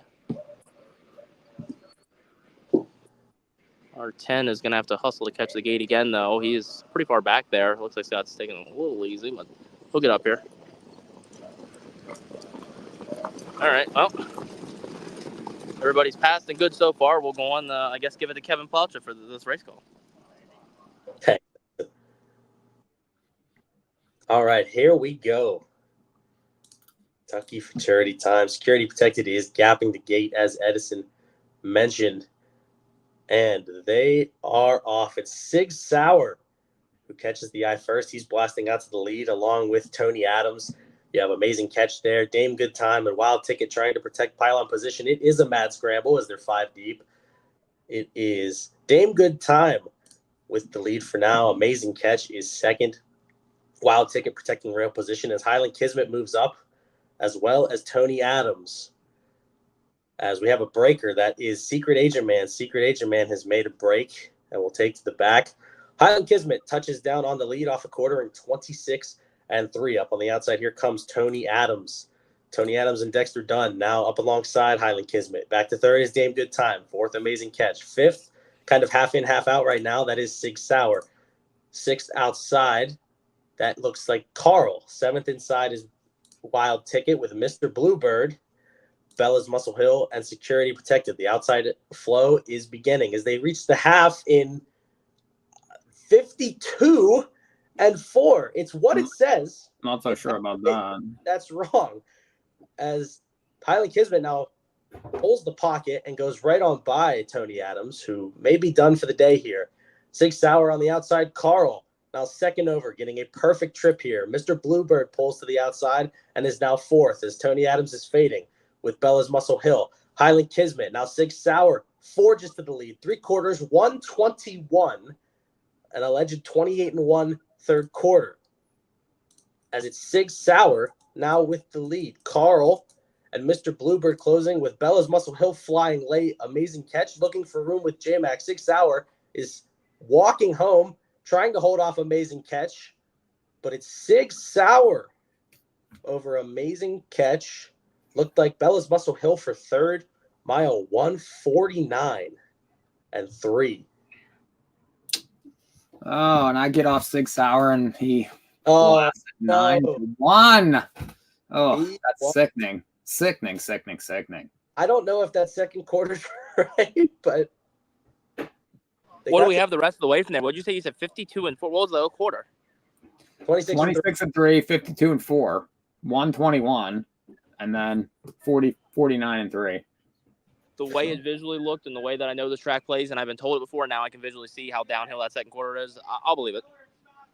Wow. It felt that second quarter rolled, then crawled the third, and I think that showed with Adam stopping on the front end. You see the pocket pull there. Why did Adam stop so badly? I believe it. I believe it's correct. Yeah, another masterpiece by certain, but Sig Sauer, nice win there in the Kentucky Futurity. Really, and he, 8, 4, 9, 7, 11 on the board. Carl finishing fifth. Yeah, Carl really never in it. And Mike, I'm glad you said you were on Sig Sauer all year until this moment. So there you go. There, that you get to fulfill the story this year. Then I was on the whole way up and down through it, thick and thin. But you jumped ship when you shouldn't have. Yeah, I mean, it was tough with him. Just coming off the layoff, off the break, and but that obviously didn't matter. I mean, he kind of shows up by appointment only, but his best is certainly very, very, very good. And if you stuck it out 9-1, very good price on him today. Well, I guess that's a look there at our Kentucky Futurity card. I don't know. I guess we're scheduled to wrap things up here. We can stick around, I suppose, a little bit. Maybe Andy McCarthy will want to chat with us on the way off of the bike. I'm sure he'll be happy after that. But a big one there for Sig Sauer. Might be too late by the time he gets back here, to be fair. It might be a lengthy winter circle celebration. And, it's the not fun part of it, of the not fun celebrations, kind of trying to judge some body language. I see Nancy walking with the Yannick right now. They're talking too far away to hear much and can't exactly read body language too well, but I'm sure obviously a bit of disappointment there. Did Carl end up holding second, third? Where was he? I have no angle from the top. No, he's off the board. Nowhere. And Kismet also nowhere? Oh, yeah. Nowhere. So who was second? Then what was the rest of our order? 6, 4, 9, 7, 11. Amazing Catch second. Nice. So this was a pretty good day for Team Sponstead then, actually, underneath, right? Tony Adams no good on the front end, but it sounds like the other two got pieces. Yeah, Amazing Catch. Yeah. And then who was third? Bella's Muscle Hill. Yeah, 80 or 99-1 on Bella. And then 8-1 on Mr. Bluebird. Yeah. And Carl. There's going to be a big super here. Super high five, too, that I doubt anybody has. And I believe Gabe told us there was a carryover into this race, right? So carryover super high five might go. Well, mandatory payout, so you might see like an 8 or an 8-4 all kind of thing. There was James McDonald coming back. He looked pretty happy, satisfied. You said he was second. Second, yeah. Yeah, seemed pretty satisfied. I mean, I'm sure obviously you want to win, but everyone was coming outside. He stayed inside, caught the eye late, was weaving through inside. Gave it is amazing how often in our sport, you build up a big matchup between two horses. You really do expect in the outsiders make their presence known eventually, right? So, and to be fair, you know what? I think, Mike, could you agree? I mean, you've watched racing longer than Kevin and I have probably been alive combined. Is it fair to say that sometimes in those type of races, maybe those horses spend a little bit too much time studying each other, both before and inside of the race, and then all of a sudden here come the others? Yeah, I mean, you know who you have to beat, and so you make moves and response to other people's moves, and that can lead to a 52 and 4.5 in a trot race, and then the horse that was sitting back that obviously has immense talent can capitalize. So yeah, I do think that some of that maybe had something to do with it. I mean, Kismet was driven like he was the best horse, but no horse is going to be able to overcome that early pace. I did just watch Dexter and Bob McClure talk a little bit on the way back here, not particularly positively or negatively emotioned, but I'm assuming maybe that was a little discussion on those fractions if they really did see that toe board and realize what they really did go in that opening half. Yeah. Yeah, I mean, again, we'll assume it's correct until proven otherwise. Right. Tony Adams, is that official? 5-2 he went off at? Yeah, 5-2. Oh. Who was the favorite, Carl or Kismet? Kismet. 9-5. Kismet, Carl. Well, I believe I don't know, Mike, you're in charge. You're producing here. What do we want? Do we want to try to wait for winning connections, or are we gonna go on and wrap up? I mean, just maybe some prices here. I was kind of waiting until this went official and just. Okay, yeah, I think they're gonna interview for a while down there. It'll be a while in the winner's circle, so we won't worry too much with the afterwards. Tune into the broadcast when we wrap up here and you catch the winning interviews. But yeah, exactly. You can jump to the regular feed if you're interested in those such things. What kind of prices are we looking at? So the winner went off at what did 9-1. So okay. And underneath, Amazing Catch, I'm sure was a significant price at 99-1 Bell's Muscle Hill. Yeah, these are going to be big balloons here for everybody. For sure. And Carl was 5th, so he was the only one in the Super High 5 at least. Right. It is official. Official now. 9, 14, 99, 88, and 2-1. Wow. Had some big payoffs today. Big horses coming in late, at least during this stream. 52 and 4. Wow. Yeah, not ideal. No, not really. Well, we'll wait some prices. We'll give out some prices. In the meantime, we can kind of start into our closing. And, well, I guess hopefully, Micah, we've had a couple good streams here with the USTA, both the Jug and here at the Red Mile. And, yeah, next year I hear you're going to do this travel. I'm going to get to sit home and relax and produce, and you're going to do these grid walks. Well, this on-site coverage, I think, is fantastic. These have been pretty, two very, very, very good live streams. You got connections, you got, handicapping. There's a lot of, things to latch onto here. So I really enjoy these live streams and the coverage that we're providing here for the harness racing. We give you a gambler's perspective, but you being on site gives another perspective with all the extra connections, and they're very, very willing to participate, and look forward to more coverage next year and beyond. Now, Kevin, you texted me earlier today and said that your favorite person ever, you were going to respect the most anybody who went against Kismet and Carl. So I guess that makes Jenna Otten your favorite person right now. Does it still count, though? Because Tony Adams lost, too. Well, I did respect the pick. He also went out. I was not expecting him to go off at 5-2. And, hey, she was right, though. Looking for value against Kismet and Carl, and you did get it. I'm trying to look for prices. Don't think they're posted yet. But not yet. It's been being involved in these last 2 live streams, just helping to promote harness racing any way that we can. It's a great sport. Being a part of these live streams has been great. It's been a lot of fun, and all the different perspectives. It's always a lot of fun because you get so many different perspectives, and a lot of people have their stories. So. Yeah, that was totally unintentional, by the way. Kevin's texting me trying to find anybody that'll pick against Kismet and Carl, and it just so happened when Jess said it, I was like, oh, great, we got to get Jenna there. There's the one person that's going to do it. And, yeah, I mean, sometimes there's right in these things. But do we have prices yet here? What do we got, Mike? Not yet. All right, $20 winner. What do we got on the tries? There you go. 21.18 for the winner. Exacta was 109 for $1. Dollar try gets you $7,387. So pick threes and pick fours paid well. Pick 4, $7.18 for $1. Pick 3, $4.65 for $1. pick 5 for 50 cents, 387. So if you cash that, nice, good on you there. And high 5, it looks like 849 with all. You get $9,393. So, wow. I just can't. I can't pick a winner to save my life, let alone a 4th and a 5th place finisher. But man, super high 5s can be attractive in the right spots. Big bankroll to have to play those though. Yeah. Even the 20-cent versions, even if you play for 20 cents, I mean, they get big so quick. Well, I suppose, Mike, you know the schedule better than I do. We've got Mohawk coming up, some Fraser coming up. We got some Breeders' Crown. We'll be back on video for some Breeders' Crown coverage coming up in a couple weeks, correct? yeah, and this next week we have Hoosiers Champions Night too. So that's going to be some coverage from Hoosier this week. We got Fraser this week. We'll continue with a few more Mohawk shows on the schedule. And, then we're going to roll right into Breeders' Crown, the limbs, and finals. So pretty busy October for the Harness Players podcast.